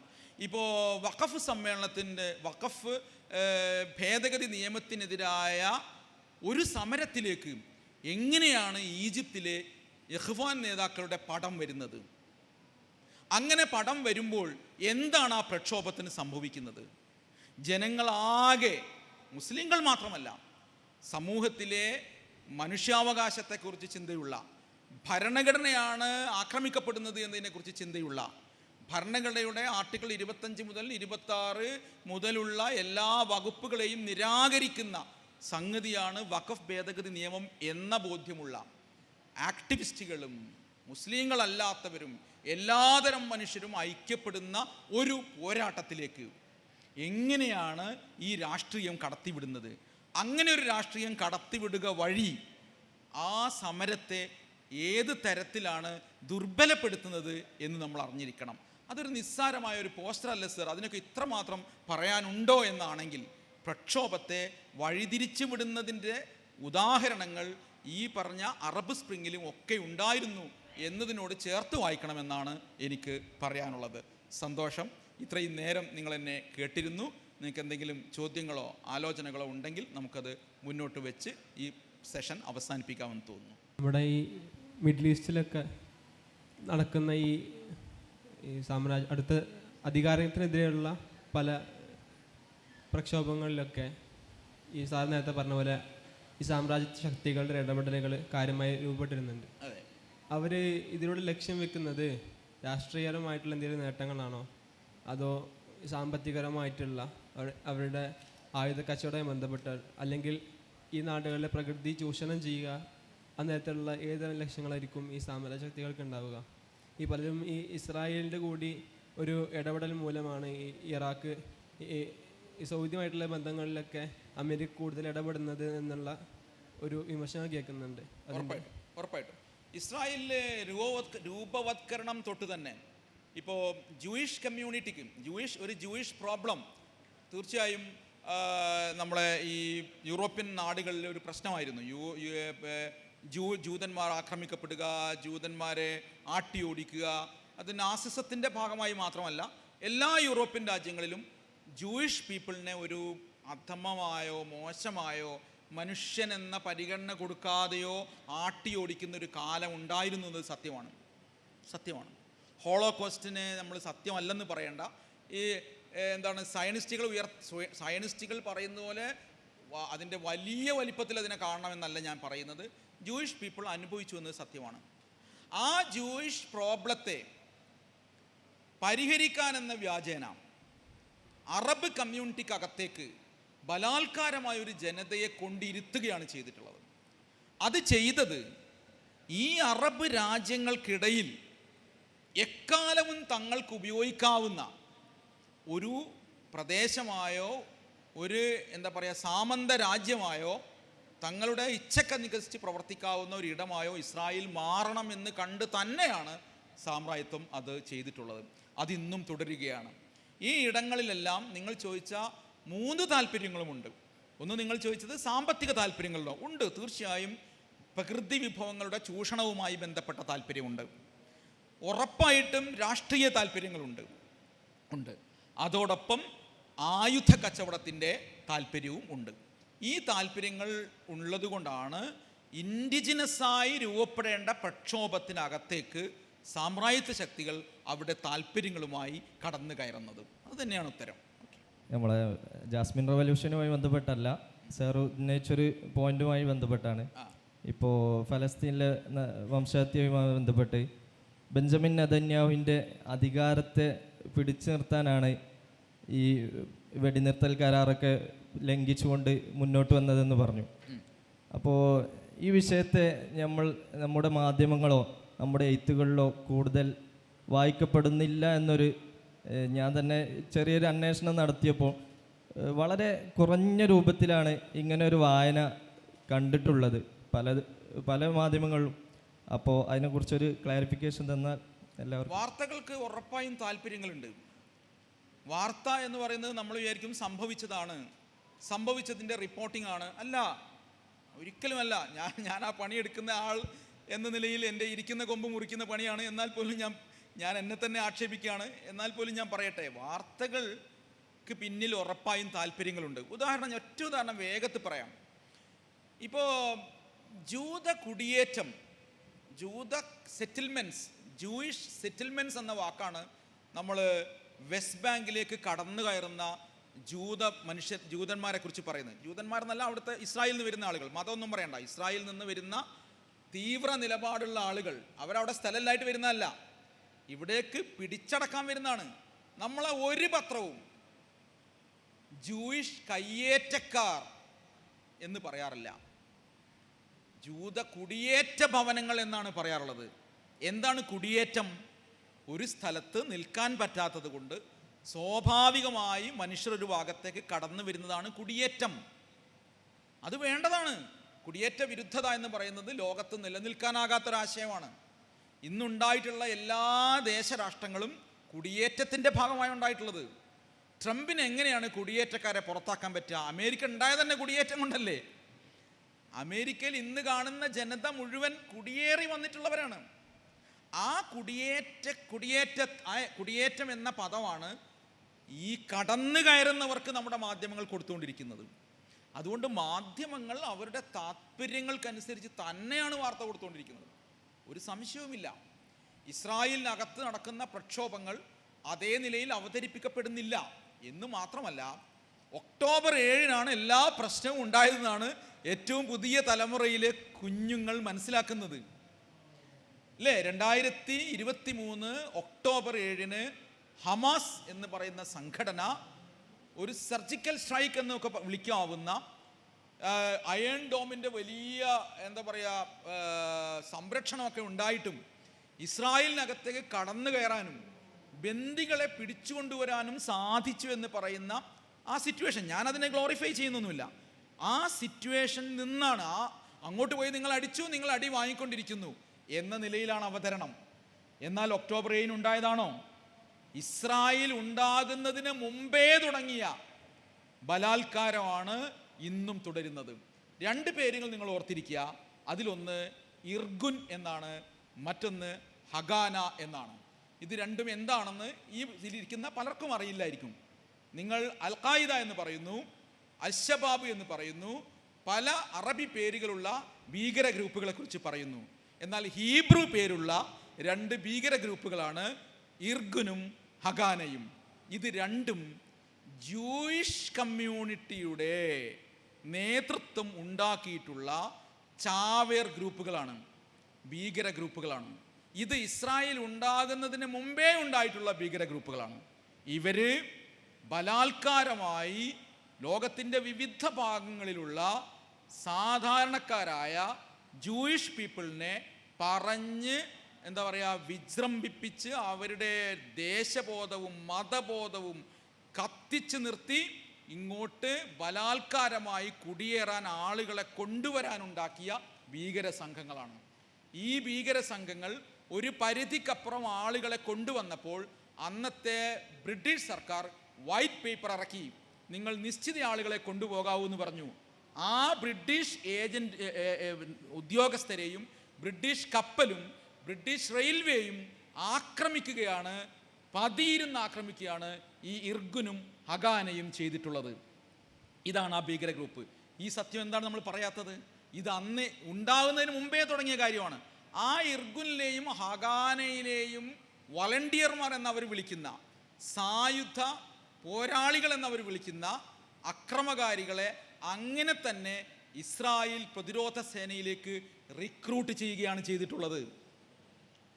ഇന്ത്യൻ സേനയിലേക്ക് ഇന്ത്യ ഉണ്ടാകുന്നതിന് മുമ്പുള്ള തീവ്രവാദ ഗ്രൂപ്പിൽ നിന്ന് റിക്രൂട്ട് ചെയ്താൽ എങ്ങനെയിരിക്കും? രാജ്യത്തെ സൈന്യത്തിൻ്റെ ഭാഗമാക്കി ഇതിൻ്റെ അവശേഷിപ്പുകളെ മാറ്റുകയാണ് ചെയ്തിട്ടുള്ളത്. ഇസ്രായേൽ ഒരു കാരണവശാലും അവരുടെ അതിർത്തി വരച്ചിട്ടേയില്ല. ഇന്നും അവർ ഗ്രേറ്റർ ഇസ്രായേലിനെ കുറിച്ചാണ് സംസാരിച്ചുകൊണ്ടിരിക്കുന്നത്. അതിനകത്ത് ജോർദനുണ്ട്, അതിനകത്ത് സിറിയുണ്ട്, അതിനകത്ത് ചുറ്റുമുള്ള രാജ്യങ്ങളെല്ലാം ഉണ്ട്. ഞങ്ങൾക്ക് വളരാനുള്ള ഞങ്ങളുടെ അതിർത്തി പുതുതായി നിർണയിച്ചു കൊണ്ടേയിരിക്കാനാണ് അവർ ശ്രമിച്ചുകൊണ്ടിരിക്കുന്നത്. അതുകൊണ്ട് പ്രിയപ്പെട്ടവരെ, ഒക്ടോബർ 7 പ്രശ്നം എന്ന തന്നെ വ്യാജ നിർമ്മിതിയാണ്. ഇത്തരം വ്യാജ നിർമ്മിതികൾ നിരന്തരം ഉണ്ടായിക്കൊണ്ടിരിക്കുന്നു. അതുകൊണ്ട് ഫലസ്തീൻ്റെ സത്യം അന്വേഷിച്ച് കണ്ടെത്തേണ്ട ഒന്നാവുന്നു. നിങ്ങൾക്ക് കിട്ടുന്ന മാധ്യമ വാർത്തകളിലോ പത്രങ്ങളിലോ ഉള്ളതല്ലാതെയാകുന്നു. നിങ്ങൾ നോക്കൂ, ഇസ്രായേലിൽ കൊല്ലപ്പെടുന്നവർ കൊല്ലപ്പെട്ടുവെന്നും ഫലസ്തീനിൽ കൊല്ലപ്പെടുന്നവർ ആക്രമിച്ച് നിങ്ങൾ കൂട്ടക്കൊല നടത്തുന്നതിനെ മരിച്ചു എന്നുമാണ് എന്താണ് BBC കൊടുക്കുന്നത്. ആ വ്യത്യാസം, വാക്കിലെ വ്യത്യാസം നിങ്ങൾ ആലോചിക്കുക. സ്വാഭാവികമായി നടന്നു വരുന്ന ഒരു കാര്യമായി സിംഗിൾ കോളം വാർത്തയിലേക്ക് ഒതുങ്ങുകയാണ്. അതുകൊണ്ട് ഈ വാർത്തയുടെ രാഷ്ട്രീയം കൂടി മനസ്സിലാക്കി പോവണം എന്നുള്ളതാണ് എനിക്ക് പറയാനുള്ളത്. അങ്ങയുടെ ചോദ്യത്തിന് വളരെയധികം സന്തോഷം. അത് നമ്മളിന്ന് അറിഞ്ഞിരിക്കേണ്ട ഒരു കാര്യം കൂടിയാണ്. അതുകൊണ്ട് ഈ ബദൽ വായനകൾ നടത്തുക. നമ്മൾ മുഖ്യധാരയിൽ മാത്രം, നമുക്ക് ഈ മുഖ്യധാര എന്ന് പറയാം, അതന്നെ തെറ്റാണ്. അങ്ങനെ ഒരു ധാരയൊന്നുമില്ല. നമുക്കെപ്പോഴും അങ്ങനെയാണ്, നല്ല കടലാസിലടിക്കുന്ന നല്ല മിഴിവോടെ വരുന്ന ദൃശ്യങ്ങൾ മാത്രമേ നമ്മൾ കാണുന്നുള്ളൂ. എന്നാൽ ചെറിയ നിലയിൽ മനുഷ്യർ ആലോചിക്കുകയും ചെറിയ നിലയിൽ ബദൽ എഴുത്തുകൾ നടത്തുകയും അന്വേഷണം നടത്തുകയും ചെയ്യുന്നവരെ പിന്തുണയ്ക്കുകയും വായിക്കുകയും ചെയ്യുകയും അങ്ങനെ കുറെ കൂടി നമ്മൾ പൊതുവേ നമുക്ക് കിട്ടുന്ന പെർസ്പെക്റ്റീവ് അല്ലാതെ നമുക്ക് വന്നു ചേരുന്നൊരു പെർസ്പെക്റ്റീവ് ഉണ്ടാവും. അത് വളരെ എളുപ്പമാണ്. എന്നാൽ അല്ലാത്തൊരു പെർസ്പെക്റ്റീവിലേക്ക് പോകാൻ ശ്രമിക്കുക എന്നുള്ളതാണ് ഈ അറബ് സ്പ്രിങ്ങിൻ്റെ മാത്രമല്ല ഏത് വിഷയത്തിലും നമുക്ക് ചെയ്യാൻ പറ്റുന്നത്. ഇപ്പം ഞാൻ തന്നെ പറഞ്ഞ കാര്യങ്ങൾ മുഴുവൻ സത്യത്തിൽ ഉറപ്പായിട്ടും എൻ്റെ കാഴ്ചപ്പാടാണ്. എൻ്റെ കാഴ്ചപ്പാട് അതിനകത്ത് ഉണ്ടാവും, ഉറപ്പായിട്ടുണ്ടാവും. നിങ്ങൾ കൂടുതൽ അന്വേഷിച്ച് നിങ്ങളുടേതായ ഒരു കാഴ്ചപ്പാട് രൂപപ്പെടുത്തുകയാണ് വേണ്ടത്. സന്തോഷം. ഹലോ. ഇപ്പം റസൂലുള്ളാഹി സ്വല്ലല്ലാഹു അലൈഹി വസല്ലമ തങ്ങളുടെ കാലത്തിന് ശേഷം ഖിലാഫത്ത് ഭരണം വന്നു. പിന്നെ അങ്ങനെ വന്നിട്ട് അന്നത്തെ ലോകം നോക്കുമ്പോൾ അന്ന് മുസ്ലിം കമ്മ്യൂണിറ്റിക്ക് നല്ലൊരു ഐഡൻറ്റിറ്റി ഉണ്ട് വേൾഡിൽ. പിന്നെ ഭരണം മാറി ഇടയ്ക്കൊന്ന് പോയി, പിന്നെ ഒട്ടോമൻ എംപയർ വീണ്ടും പിടിച്ചെടുത്തു. അന്ന് ഒട്ടോമൻ എംപയറിന് ലോകത്ത് വലിയ സ്വാധീനം ഉണ്ടായിരുന്നു, മിലിറ്ററി ആണെങ്കിലും എക്കണോമിക്കലി ആണെങ്കിലും. പിന്നീട് അത് തകർന്നതിൻ്റെ ശേഷമാണ് ഈ അറബ് വേൾഡ് മുഴുവൻ തകർന്നു പോയി. പിന്നെ ഇപ്പം ഒരു ഫലസ്തീൻ കേസിൽ പോലും ഇടപെടാനോ വേണ്ടത്ര രീതിയിൽ എഫക്റ്റീവായി അതിൽ ഇടപെടാൻ അറബ് രാജ്യത്തിന് കഴിഞ്ഞിട്ടില്ല. അപ്പോൾ എൻ്റെ ചോദ്യം, കുറച്ച് മുമ്പുള്ള പോലെ ഒട്ടോമൻ എംപയറിനുള്ള പോലെ ഒരു മിലിറ്ററി പവേർഡായ ഇക്കണോമിക്കലി പവേർഡായിട്ടുള്ള ഒരു അറബ് രാജ്യത്തെ ഫ്യൂച്ചറിൽ കാണാൻ കഴിയുമോ? ഇപ്പം തന്നെ ന്യൂക്ലിയർ പവറുള്ള പാകിസ്ഥാൻ മാത്രമേ ഉള്ളൂ അറബ് മുസ്ലിം കൺട്രി എന്ന ലേബലിൽ എടുക്കുമ്പം. അറബ് കൺട്രിയിൽ അങ്ങനെ ഒന്നുമില്ല. അപ്പോൾ ഇപ്പോഴത്തെ വെസ്റ്റേൺ കൺട്രീസിലുള്ളതുപോലെ പൊളിറ്റിക്കലി സ്ഥിരതയുള്ള എക്കണോമിക്കലി പവറുള്ള മിലിറ്ററി പവേർഡായിട്ടുള്ള ഒരു വീറ്റോ പവറൊക്കെ ഉള്ള ഒരു രാജ്യത്തെ നമുക്ക് എങ്ങനെയാണ് സാറ് ഫ്യൂച്ചറായിട്ട് അതിനെ കാണുന്നത് എന്നൊരു ചോദ്യം.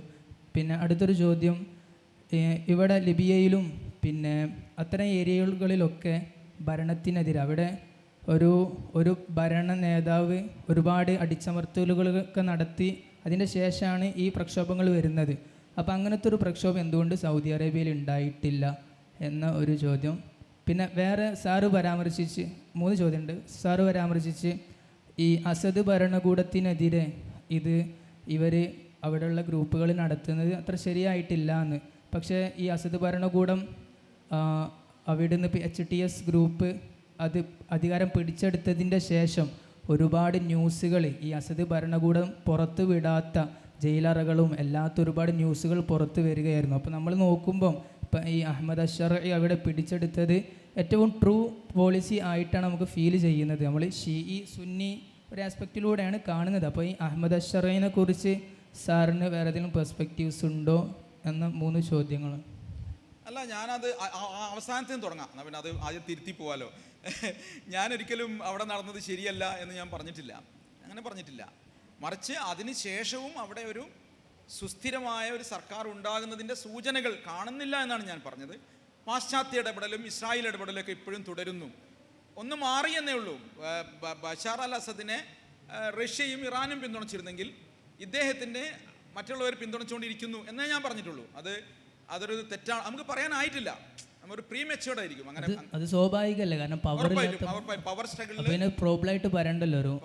പവർ സ്ട്രഗിളിൽ അല്ല, അതൊരു പവർ സ്ട്രഗിളിൽ ഒരു പക്ഷം വരുമ്പോൾ നമുക്ക് ഇപ്പോൾ റഷ്യ അടങ്ങിയിരിക്കുന്നു എന്നതുകൊണ്ട് അടുത്ത റഷ്യ അടങ്ങിയിരിക്കില്ലെന്ന് പറയാൻ പറ്റില്ല. അപ്പോൾ വീണ്ടും അതെന്തായി മാറുന്ന ഒരു നിഴൽ യുദ്ധത്തിൻ്റെ സ്ഥലമായി എന്ത് മാറുകയാണ്? സിറിയ മാറുകയാണ്. ആ ഒരു ഭാവിയാണ് ഞാൻ ആ വാപിളർത്ത് നിൽക്കുന്ന ഭാവിയെക്കുറിച്ചാണ് ഞാൻ പറഞ്ഞത്. മറിച്ച് ഇപ്പോൾ ഉണ്ടാകുന്ന ഭരണമാറ്റത്തിൻ്റെ ശരി തെറ്റാണ് എന്നൊന്നും ഇപ്പോൾ നമുക്ക് ഒരിക്കലും പറയാൻ പറ്റില്ല. എന്നാൽ നേരത്തെയുള്ള പണ്ഡിതർ പറഞ്ഞത് ഒരു നിലവിലുള്ള ഒരു ഭരണകൂടത്തെ താഴെ ഇറക്കുമ്പോൾ ഉണ്ടാകുന്ന അധികാരശൂന്യതയെക്കുറിച്ച് നമുക്ക് ബോധ്യമുണ്ടാവണം എന്ന് മാത്രമാണ് പറഞ്ഞത്. നമുക്ക് ശർഅ എന്താവും എന്നത് ഇപ്പോൾ പറയാം. അത് പ്രീമെച്യൂർഡ് ആയിട്ടുള്ള ഒരു നേരത്തെയുള്ള ഒരു ആശയഗതി ആയി പോകുമെന്ന് തോന്നുന്നു. രണ്ടാമത്തെ പ്രശ്നം നിങ്ങൾ പറഞ്ഞിട്ടുള്ളത്, നമ്മുടെ ലോക സാഹചര്യങ്ങളിൽ വരുന്ന മാറ്റത്തെ നമ്മൾ കാണേണ്ടതുണ്ട്. അത് നിങ്ങളെ ക്വസ്റ്റ്യൻ ഇതായിരുന്നു, ഒരു അറബ് വേൾഡ്, സുശക്തമായ ഒരു അറബ് വേൾഡ് ഉണ്ടാവുമോ എന്നുള്ളതായിരുന്നു നിങ്ങളുടെ ചോദ്യം. ഇപ്പോഴത്തെ ഒരു അവസ്ഥയിൽ നമ്മൾ പറയുകയാണെങ്കിൽ അറബ് വേൾഡിലെ പല തീരുമാനങ്ങളും എടുത്തുകൊണ്ടിരിക്കുന്നത് സാമ്രാജ്യത്വ ശക്തികൾ തന്നെയാണ്. അവരുടെ നീക്കിയിരിപ്പ് പണം മുഴുവൻ ഡോളറിലാണ് നിക്ഷേപിച്ചിരിക്കുന്നത്. ഡോളറിനെ ശക്തിപ്പെടുത്തുന്നത് ഈ അറബ് കൺട്രീസാണ്. എന്നാൽ എനിക്ക് തോന്നുന്നു ഇപ്പോൾ മാറ്റങ്ങൾ ഉണ്ടാവുന്നുണ്ട്. സൗദി അടക്കമുള്ള രാജ്യങ്ങൾ, ചൈന, റഷ്യ പോലെയുള്ള US-ഏതര രാജ്യങ്ങളുമായി ബന്ധം പുലർത്തുകയും കരാറുകൾ ഉണ്ടാക്കുകയും ചെയ്യുന്നുണ്ട്. 1. 2, പെട്രോ മണിയെ മാത്രം ആസ്പദമാക്കി നിൽക്കാൻ പറ്റില്ല എന്നൊരു ബോധ്യത്തിലേക്കും അവർ വന്നിട്ടുണ്ട്. ഈ 2 ഘടകങ്ങളും ഒരു പോസിറ്റീവായ കാര്യമായിട്ടാണ് ഞാൻ കാണുന്നത്. അത് എനിക്ക് തോന്നുന്നു കുറച്ചുകൂടി സുശക്തമായ ലോകതലത്തിൽ വീറ്റോ എന്നൊന്നും വീറ്റോ എന്ന ആശയം തന്നെ ശരിയായ കാര്യമല്ല, അതല്ല ഞാൻ പറയണത്. മറിച്ച് ലോകതലത്തിൽ ഉറച്ച ശബ്ദം പുറപ്പെടുവിക്കാനുള്ള ശേഷി അറബ് ലോകത്തിന് ഉണ്ടാകുന്നതിലേക്ക് നയിക്കും എന്നാണ് ഞാൻ കാണുന്നത്. ഫലസ്തീൻ ഇഷ്യൂയിൽ മുമ്പെങ്ങുമില്ലാത്ത വിധം ശക്തമായി നിൽക്കാൻ പറ്റിയിട്ടുണ്ട്. സാമ്രാജ്യത്വ ശക്തിയായ അല്ലെങ്കിൽ ട്രംപിൻ്റെ മരുമകനായ ജെറാഡ് കുഷ്ണറുടെയും ട്രംപിൻ്റെയും ഒരു താല്പര്യത്തിലാണല്ലോ അറബ് ലോകത്തെ രാജ്യങ്ങൾ അബ്രഹാം അക്കോർഡ് ഉണ്ടാക്കിയത്. ആരുമായി? ഇസ്രായേലുമായി ഉണ്ടാക്കിയത്. അതിപ്പോൾ പൊളിഞ്ഞിരിക്കുന്നു. ഒക്ടോബർ 7 ആക്രമണത്തിൻ്റെ ഹമാസ് പ്രത്യാക്രമണത്തിൻ്റെ ഒരു ഫലം, പരോക്ഷമായ ഒരു ഫലം അബ്രഹാം അക്കാർഡുമായി ഇനി അങ്ങനെ മുന്നോട്ട് പോകാൻ പറ്റില്ല എന്നുള്ളതാണ്. മുംബൈയിൽ നിന്ന് വ്യത്യസ്തമായി ഫലസ്തീനികൾക്ക് വേണ്ടിയുള്ള ശബ്ദം അവിടെ ഒന്ന് വരുന്നുണ്ട്. എന്നാൽ അവർ പൂർണ്ണമായി ഈ കീഴ്പ്പെടലുകളൊക്കെ അവസാനിപ്പിച്ചു എന്നൊന്നും എനിക്ക് തോന്നുന്നില്ല. എന്നാൽ അതിൽ പോസിറ്റീവായ അംശം ഉണ്ട് എന്നാണ് ഞാൻ പറഞ്ഞത്. ക്ലിയർ ആണെന്ന് തോന്നുന്നു. 3ാമത്തെ നിങ്ങളുടെ ചോദ്യം, എന്താണ് സർ ഇവിടെ ഉണ്ടാവാത്തത്? നിങ്ങളെങ്ങനെ എന്താണ് ആഗ്രഹിക്കുന്നത് എനിക്കറിയില്ല. പക്ഷേ ഒരു ബെനവലൻ്റ് ഡിക്റ്റേറ്റർ എന്നൊരു സാധനം ഉണ്ട്, അതുള്ളതാണ്. നിങ്ങളുടെ ജനതയ്ക്ക് വേണ്ടതെല്ലാം നൽകുന്ന, നിങ്ങളുടെ ജനതയെ പരിഗണിക്കുന്ന ഒരു ഭരണ നേതാവിന് നിലനിൽക്കാൻ കഴിയും എന്നതാണ് അതിൻ്റെ ഉത്തരം. എന്നാൽ നിങ്ങളുടെ പൊളിറ്റിക്കലായ ആസ്പിറേഷൻസ് മുഴുവൻ അയാൾ പരിഗണിക്കുന്നുണ്ടോ എന്ന് ചോദിച്ചാൽ ഒരുപക്ഷെ അത് വേറെ തരത്തിലുള്ള ഉത്തരം നമുക്ക് പറയേണ്ടി വരും. പക്ഷേ നിങ്ങളുടെ സാമ്പത്തികമായ, നിങ്ങളുടെ ജീവിതവുമായി ബന്ധപ്പെട്ട ഒക്കെയുള്ള കാര്യങ്ങളെ പരിഗണിക്കുകയും നിങ്ങളുടെ ജീവിതത്തെ ദുസ്സഹമാക്കാതിരിക്കുകയും ചെയ്യുന്ന ഒരു ഭരണകർത്താവിന് രാജഭരണ സംവിധാനത്തിന് നിലനിൽക്കാൻ കഴിയും എന്നുള്ളതാണ് എനിക്ക് തോന്നുന്ന ഒരു ഉത്തരം. പിന്നെ നിങ്ങളതിനുള്ളിൽ കൂടെ ചോദിച്ചൊരു ചോദ്യം ഉണ്ടായിരുന്നു. നിങ്ങൾ പറഞ്ഞൊരു പദം എനിക്കത് ഇഷ്ടപ്പെട്ടു. മുസ്ലിം രാജ്യങ്ങൾ എന്ന് മാത്രമേ ഇവയൊക്കെ വിളിക്കാവൂ. ഇവയൊന്നും ഇസ്ലാമിക രാജ്യങ്ങൾ അല്ല. പാകിസ്ഥാൻ ഒരു ഇസ്ലാമിക രാജ്യമല്ല. സൗദി ഒരു ഇസ്ലാമിക രാജ്യമല്ല. UAE ഒരു ഇസ്ലാമിക രാജ്യമല്ല. അവർ ചെയ്യുന്ന ഏത് പ്രവൃത്തിയും ഇസ്ലാമിൻ്റെ കുഴപ്പമായോ ഗുണമായോ പറയുകയും വയ്യ. എന്നാൽ അവരുടെ ഭരണ സംവിധാനത്തിനകത്ത് ആ കൾച്ചറുണ്ട്. ആ കൾച്ചർ രൂപപ്പെട്ടു വന്ന നേരെ അവർ കണ്ട അത്രയും മഹാമനീഷികളായ പ്രവാചക വൈദ്യരടക്കം പാദപതനം വെച്ച ഇടത്താണത് സംഭവിക്കുന്നത് എന്ന സവിശേഷത ഉണ്ടെന്ന് വെച്ചാൽ ഇസ്ലാമിക ഉള്ളടക്കം പൂർണ്ണമായുള്ള രാജ്യങ്ങളെ അല്ല ഇവയൊന്നും. അതുകൊണ്ട് അവയെ എന്തെങ്കിലും തരത്തിൽ ആ തരത്തിൽ പ്രതിരോധിക്കുക എന്ന് പറയുന്നത് നമ്മുടെ ഉത്തരവാദിത്തമാവുമെന്ന് ഞാൻ കരുതുന്നില്ല. ഉദാഹരണത്തിന് ഇവിടെ ഇപ്പോൾ എല്ലാവരും പറഞ്ഞുകൊണ്ടിരിക്കുന്നതാണ് ഏക സിവിൽ കോഡ് അവിടെ നടപ്പിലാക്കണ്ടല്ലോ ഇവിടെ നടപ്പിലാക്കണ്ടല്ലോ ഒക്കെ ചോദിക്കും. ഇല്ല, അവരൊന്നും സമ്പൂർണ്ണ ഇസ്ലാമിക രാജ്യങ്ങളാകാത്തിടത്തോളം കാലം അവർ നടത്തുന്നതൊക്കെ ഇസ്ലാമിക മാതൃകയാണ് എന്ന് നമുക്ക് പറയാനൊക്കില്ല. മുസ്ലിം രാജ്യം എന്നേ പറയാൻ പറ്റും. സിറിയയിൽ ആട്ടിയോടിക്കപ്പെട്ടുകൊണ്ടിരിക്കുകയാണ്, അല്ലെങ്കിൽ ഒരുപാട് കാലമായി അത് തുടർന്നുകൊണ്ടിരിക്കുകയാണെന്ന്. അപ്പോൾ സാറ് പറയുന്ന ഇന്ത്യയിൽ നമ്മളാരും ആട്ടിയോടിക്കപ്പെട്ടിട്ടില്ല, പെടാം എന്ന് അതിലൊരു പ്രതീക്ഷയുള്ളത് പോലെയാണ് സാറ് സംസാരിച്ചത്. ആശങ്കയുള്ളതുപോലെ. അപ്പോൾ സാറ് ഞങ്ങളെപ്പോലെയുള്ള ഈ വിദ്യാർത്ഥി സമൂഹത്തിന് സാറുടെ ഇത്ര കാലത്തെ മാധ്യമ പ്രവർത്തനങ്ങളിൽ നിന്നും ഇനി അങ്ങനൊരു സാധ്യത ഇന്ത്യയിൽ ഉണ്ടാവാൻ പോകുന്നുണ്ടോ എന്നാണ് എൻ്റെ ചോദ്യം. സാറിൻ്റെ കാഴ്ചപ്പാട്. അല്ല, അത് ഞാൻ പറഞ്ഞത് നമ്മൾ പൗരത്വ നിയമം അടക്കമുള്ള സംഗതികൾക്കകത്ത് ഈ പറഞ്ഞ അന്യവത്കരണത്തിൻ്റെ എന്തുണ്ട്, പിന്നെ ഘടകങ്ങളുണ്ട്. ലിറ്ററലി ആട്ടി ഓടിക്കുന്നല്ല പറഞ്ഞതിൻ്റെ അർത്ഥം. നിങ്ങളെ പൗരാവകാശത്തിൽ നിന്ന് ആട്ടി ഓടിക്കുന്നു. ഇപ്പോൾ ഉദാഹരണത്തിന് നിങ്ങളുടെ വിവാഹം ഒരു സിവിൽ കോൺട്രാക്റ്റാണ്, എന്നാൽ അത് ലംഘിച്ചാൽ നിങ്ങൾക്ക് കിട്ടുന്ന ശിക്ഷ ക്രിമിനൽ ശിക്ഷയാണ്. അതിൻ്റെ അർത്ഥം നിങ്ങളെ മാത്രം പൗരാവകാശത്തിൽ നിന്ന് ആട്ടി ഓടിച്ചിരിക്കുന്നു എന്നാണ്. ഇവിടെയുള്ള എല്ലാ റിലീജിയസ് സ്വത്തുക്കളും ആർട്ടിക്കിൾ 26 പ്രകാരം അതത് സാമുദായിക മത താല്പര്യങ്ങൾക്കനുസരിച്ച് കൊണ്ടുപോകാവുന്നതാണ്. എന്നാൽ ഇതാദ്യമായി എന്താണ് ഒരു വഖഫ് ഭേദഗതി നിയമം വരുന്നു.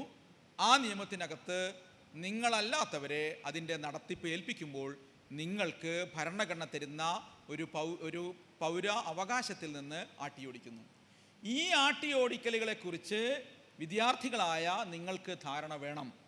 അല്ലാതെ ഇന്ത്യ അതിൻ്റെ ദേശീയ മൂല്യത്തിൽ എക്കാലവും ഉണ്ടായിക്കൊള്ളും. ഇന്ത്യയുടെ സ്വാതന്ത്ര്യ സമരവും ദേശീയ നേതാക്കളും ഭരണഘടനയും മുന്നോട്ട് വയ്ക്കുന്ന മൂല്യങ്ങൾ എക്കാലവും നിലനിൽക്കുമെന്നും അതെവിടെയോ ഉള്ളത് കൊണ്ട് എല്ലാം സംരക്ഷിക്കപ്പെടും എന്ന മിഥ്യാബോധം ഞാൻ നിങ്ങൾക്ക് തരുന്നത് ശരിയാവില്ല എന്നതുകൊണ്ടാണ് അത് പറഞ്ഞത്. എന്നാൽ വളരെ ഇമ്മിനൻ്റായി അടുത്ത് തന്നെ ഇന്ത്യ തകരാൻ പോകുന്നുവെന്നോ ഈ രാജ്യം മറ്റൊന്നായി തീരാൻ പോകുന്നുവെന്നോ ഇന്ത്യ വളരെ പെട്ടെന്നൊരു മതരാഷ്ട്രമായി തീരുമെന്നോ മറ്റുള്ളവരെല്ലാം ആട്ടിയോടിക്കപ്പെടുമെന്നോ ഉള്ള ഒരു ഉടൻ പ്രശ്നത്തെക്കുറിച്ചല്ല ഞാൻ സംസാരിച്ചത്. മറിച്ച് പൗരാവകാശത്തിൽ നിന്നുള്ള അധമവൽക്കരണത്തിനുള്ള ശ്രമങ്ങൾ ഇവിടെ നടക്കുന്നുണ്ട് എന്നതിനെക്കുറിച്ച് നമുക്ക് കൃത്യമായ ബോധ്യം ഉണ്ടാവേണ്ടതുണ്ട്. ഭരണഘടനയെയും നമ്മുടെ ഇന്ത്യ രൂപപ്പെട്ടു വന്ന മൂല്യങ്ങളെയും കുറിച്ച് നമ്മൾ കൂടുതൽ മനസ്സിലാക്കിക്കൊണ്ടാണ് അതിനോടുള്ള പ്രതികരണം നടത്തേണ്ടത്. അത് ഏതെങ്കിലും ഒരു മതസമൂഹത്തിൻ്റെ ഉത്തരവാദിത്വവുമല്ല. ഈ സിവിൽ സൊസൈറ്റിയെ ആകെ അണിനിരത്തിക്കൊണ്ടാണ് അതിനുള്ള പോരാട്ടം നടക്കേണ്ടത്. എനിക്ക് തോന്നുന്നു ലോകത്താകെ നടക്കുന്ന പ്രക്ഷോഭങ്ങൾ അതിനുള്ള നമുക്കുള്ള പ്രചോദനമായി നിൽക്കും എന്നുള്ളതാണ്. നമ്മളൊരു വളരെ ഉട്ടോപ്യനായി ഇതൊക്കെ ഇങ്ങനെയൊക്കെ ഉണ്ടാവും എന്ന് ചിന്തിക്കരുത് എന്ന് മാത്രമാണ് ഞാൻ അത് സംബന്ധിച്ച് പറഞ്ഞിട്ടുള്ളത്. അങ്ങനെ എന്തെങ്കിലും ഒരു നിങ്ങളുടെ ബോധത്തെ തന്നെയും ഇടർച്ചയുണ്ടാക്കുന്ന നിലയിലുള്ള ഒരു ആശങ്ക ഞാൻ നിങ്ങൾക്ക് തന്നിട്ടുണ്ട് ഇല്ല എന്നാണ് ഞാൻ കരുതുന്നത്. അങ്ങനെ ഇല്ല, അതില്ല. എന്നാൽ നമ്മൾ ചുറ്റുമുള്ള കാര്യങ്ങളെ, യാഥാർത്ഥ്യങ്ങളെ കാണാതെ പോകുന്നതും ശരിയല്ല. ഒരു ഉദാഹരണം ഞാൻ വെറുതെ പറയാം. ഇത് റെക്കോർഡ് ചെയ്യുന്നുണ്ടെങ്കിൽ നിങ്ങൾ ഇതാക്കിയല്ലേ വിടുള്ളൂ. ഞാൻ പറയാം. ഇപ്പോൾ എന്നോട് അന്ന് നരേന്ദ്രമോദി സർക്കാരിൻ്റെ ആദ്യമായി വരുന്ന സമയത്ത് അത് വരും എന്നൊക്കെയുള്ള ഒരു സംഭവം വന്നപ്പം ഇതേപോലെയുള്ള എത്രയോ വർഷം മുമ്പല്ലേ എന്നോട് ചോദിച്ചിരുന്നു. അങ്ങനെ ഇദ്ദേഹം ഗുജറാത്ത് വംശഹത്യക്കൊക്കെ പേര് ദോഷം കേൾപ്പിച്ചിട്ടുള്ള വംശഹത്യയുടെയൊക്കെ പേരിൽ ആക്ഷേപം നേരിടുന്ന ഒരാൾ ഇന്ത്യയുടെ പ്രധാനമന്ത്രിയാകുമോ എന്ന് ചോദിച്ചിരുന്നു. ആവില്ല എന്നാണ് ഞാൻ പറഞ്ഞത്. ആവില്ല എന്നാണ് ഞാൻ പറഞ്ഞത്. അവരുടെ അകത്ത് തന്നെ റിഫ്റ്റ് ഉണ്ടാകുമെന്നും ഇനി ആയാൽ തന്നെയും ദീർഘകാലം അത് പോകില്ല എന്നുമാണ് ഞാൻ അന്ന് ഇതേപോലെയുള്ള യുവാക്കളോട് പറഞ്ഞിട്ടുള്ളത്. ആലോചിച്ച് നോക്കൂ, ഞാനൊക്കെ എന്തൊരു പൊട്ടനാണ്. ഇന്ന് എത്തി നിൽക്കുന്ന എവിടെയാണെന്ന് ആലോചിച്ച് നോക്കൂ. അപ്പോൾ അത് ഉണ്ടാവും. ഇപ്പോൾ എന്നാൽ രണ്ടാം തവണ ഈ ബാലാക്കോട്ട് ആക്രമണത്തിൻ്റെ സമയത്ത് അന്ന് മൊത്തത്തിൽ രാഹുലിൻ്റെ ഒക്കെ ഒരു വരവും മൊത്തത്തിൽ ഒരു മാറ്റത്തിൻ്റെ സൂചനകളൊക്കെ കണ്ടു തുടങ്ങിയ കാലമാണ്. അന്നും ആളുകൾ നമ്മളോട് ചോദിച്ചുണ്ടായി, സത്യത്തിൽ കോൺഗ്രസിൻ്റെ ഒരു മതേതര കക്ഷികളുടെ ഒരു മുന്നേറ്റം ഉണ്ടാകുമോ? ഞാൻ ഒരു പരീക്ഷണത്തിൽ നിന്നില്ല, അതുണ്ടാവില്ല എന്നാണ് ഞാൻ അന്ന് പറഞ്ഞിട്ടുള്ളത്. അപ്പം ചോദിക്കും, സാറേ അന്ന് കിട്ടിയ അടീൻ്റെ ഭാഗമാണോ ഇന്ന് നിങ്ങളങ്ങനെ പറഞ്ഞത്? അല്ല, ബാലാക്കോട്ട് ആക്രമണം നടക്കുമ്പോൾ ഞാൻ രാജസ്ഥാനിലെ അജ്മീറിലായിരുന്നു. അജ്മീർ ആ ഭാഗത്തായിരുന്നു. പല കാര്യങ്ങൾക്കായിട്ട് പോയതാണ്, തൊഴിലുമായി ബന്ധപ്പെട്ടും പോയതാണ്. അന്ന് ആ നഗരത്തിൽ ഞാൻ കണ്ടിട്ടുണ്ട് ആളുകൾ ഭ്രാന്താവേശം ഞാൻ കണ്ടിട്ടുണ്ട്. ഭ്രാന്താവേശം, മനുഷ്യരുടെ മറ്റെല്ലാ ബോധങ്ങളെയും മറന്നുപോവുകയും മനുഷ്യൻ അതിതീവ്ര ദേശീയതയിൽ ഒരുമിക്കുകയും ചെയ്യുന്നത് ഞാൻ കണ്ടിട്ടുണ്ട്. നേർക്ക് നേരെ കണ്ട കാര്യമാണത്. അവിടെ അന്നുണ്ടായ മുദ്രാവാക്യങ്ങളൊന്നും നമുക്ക് ഇന്ന് ഈ മൈക്കിൽ വിളിക്കാൻ പാടില്ലാത്ത വിധം അങ്ങേയറ്റം നിഗ്രഹാത്മകമായ മുദ്രാവാക്യങ്ങളായിരുന്നു. ബാലാക്കോട്ട് ആക്രമണം വലിയ തോതിൽ ആ ഭാഗത്ത് ഒരു എലക്ഷൻ എഞ്ചിനീയറിംഗ് നടത്തി കഴിഞ്ഞിരുന്നു. ഒരു മനുഷ്യനെ ഞാൻ പരിചയപ്പെട്ടു. അപ്പോൾ അയാളോട് നമ്മൾ ചോദിച്ചു, നിങ്ങൾ എങ്ങനെയുണ്ട് ജീവിതം എന്നൊക്കെ ചോദിച്ചു. അപ്പോൾ അയാൾ പറഞ്ഞു ജീവിതമൊക്കെ മഹാ മോശമാണ്, ഓട്ടോറിക്ഷയിൽ ഓട്ടമില്ല, ബുദ്ധിമുട്ടാണെന്ന് പറഞ്ഞു. പക്ഷേ അയാളുടെ ഓട്ടോറിക്ഷയുടെ മുകളിൽ ഇന്നത്തെ പ്രധാനമന്ത്രിയുടെ വലിയ പടം ഉണ്ടായിരുന്നു. അപ്പോൾ നോട്ട് നിരോധനത്തൊക്കെ മൂപ്പര് ആക്ഷേപിച്ച് പറയുന്നു, നോട്ട് ബന്ദി എല്ലാം കുഴപ്പാക്കി എന്ന് പറയുന്നുണ്ട്. അപ്പോൾ ഞാൻ ചോദിച്ചു, നിങ്ങൾ പറയുന്നു നോട്ട് നിരോധനം മഹാ കുഴപ്പമാണെന്ന്, ഇദ്ദേഹത്തിൻ്റെ പടം നിങ്ങൾ വലുതായി വെച്ചിട്ടുണ്ട്, എന്താണിത് കഥ എന്ന് ചോദിച്ചു. മൂപ്പര് പറഞ്ഞു ഇയാൾ മഹാനാണ്, കാരണം പാകിസ്ഥാനെ അടിച്ച ആളാണെന്നാണ് പറഞ്ഞത്. Can you understand what I am saying? ഇതാണ് നമ്മുടെ ഒരു ബോധത്തെ മാറ്റിമറിക്കുന്നത്. അത് കണ്ട ശേഷം ഞാൻ ഇവിടെ വന്ന് എന്നോട് ചോദിച്ചവരോടൊക്കെ പറഞ്ഞു ഒരു രക്ഷയുമില്ല, ഉറപ്പായിട്ടും അതേ സംഭവം സംഭവിക്കും എന്ന്. അതുകൊണ്ട് നമുക്കിന്ന് വേണമെങ്കിൽ നിങ്ങളോട് ഇന്ത്യയിൽ വലിയൊരു പ്രക്ഷോഭം ഉണ്ടാവുമെന്നും വലിയ സംഗതികളൊക്കെ നടക്കുമെന്ന് വേണമെങ്കിൽ പറയാവുന്നതാണ്. പക്ഷെ നമ്മൾ ചുറ്റും നടക്കുന്ന യാഥാർത്ഥ്യത്തെ നമ്മൾ വലിയ സംഗതിയായി പറഞ്ഞുകൊണ്ടിരിക്കുന്ന ഭരണഘടനയുടെ അക്ഷരങ്ങൾ ഓരോ ദിവസവും ഇങ്ങനെ എന്തായിക്കൊണ്ടിരിക്കുകയാണ്, മങ്ങിക്കൊണ്ടിരിക്കുകയാണ് എന്ന യാഥാർത്ഥ്യത്തെ മറച്ചു വെച്ചുകൊണ്ട് നമുക്ക് സംസാരിക്കുന്നത് ശരിയാവുമെന്ന് തോന്നുന്നില്ല.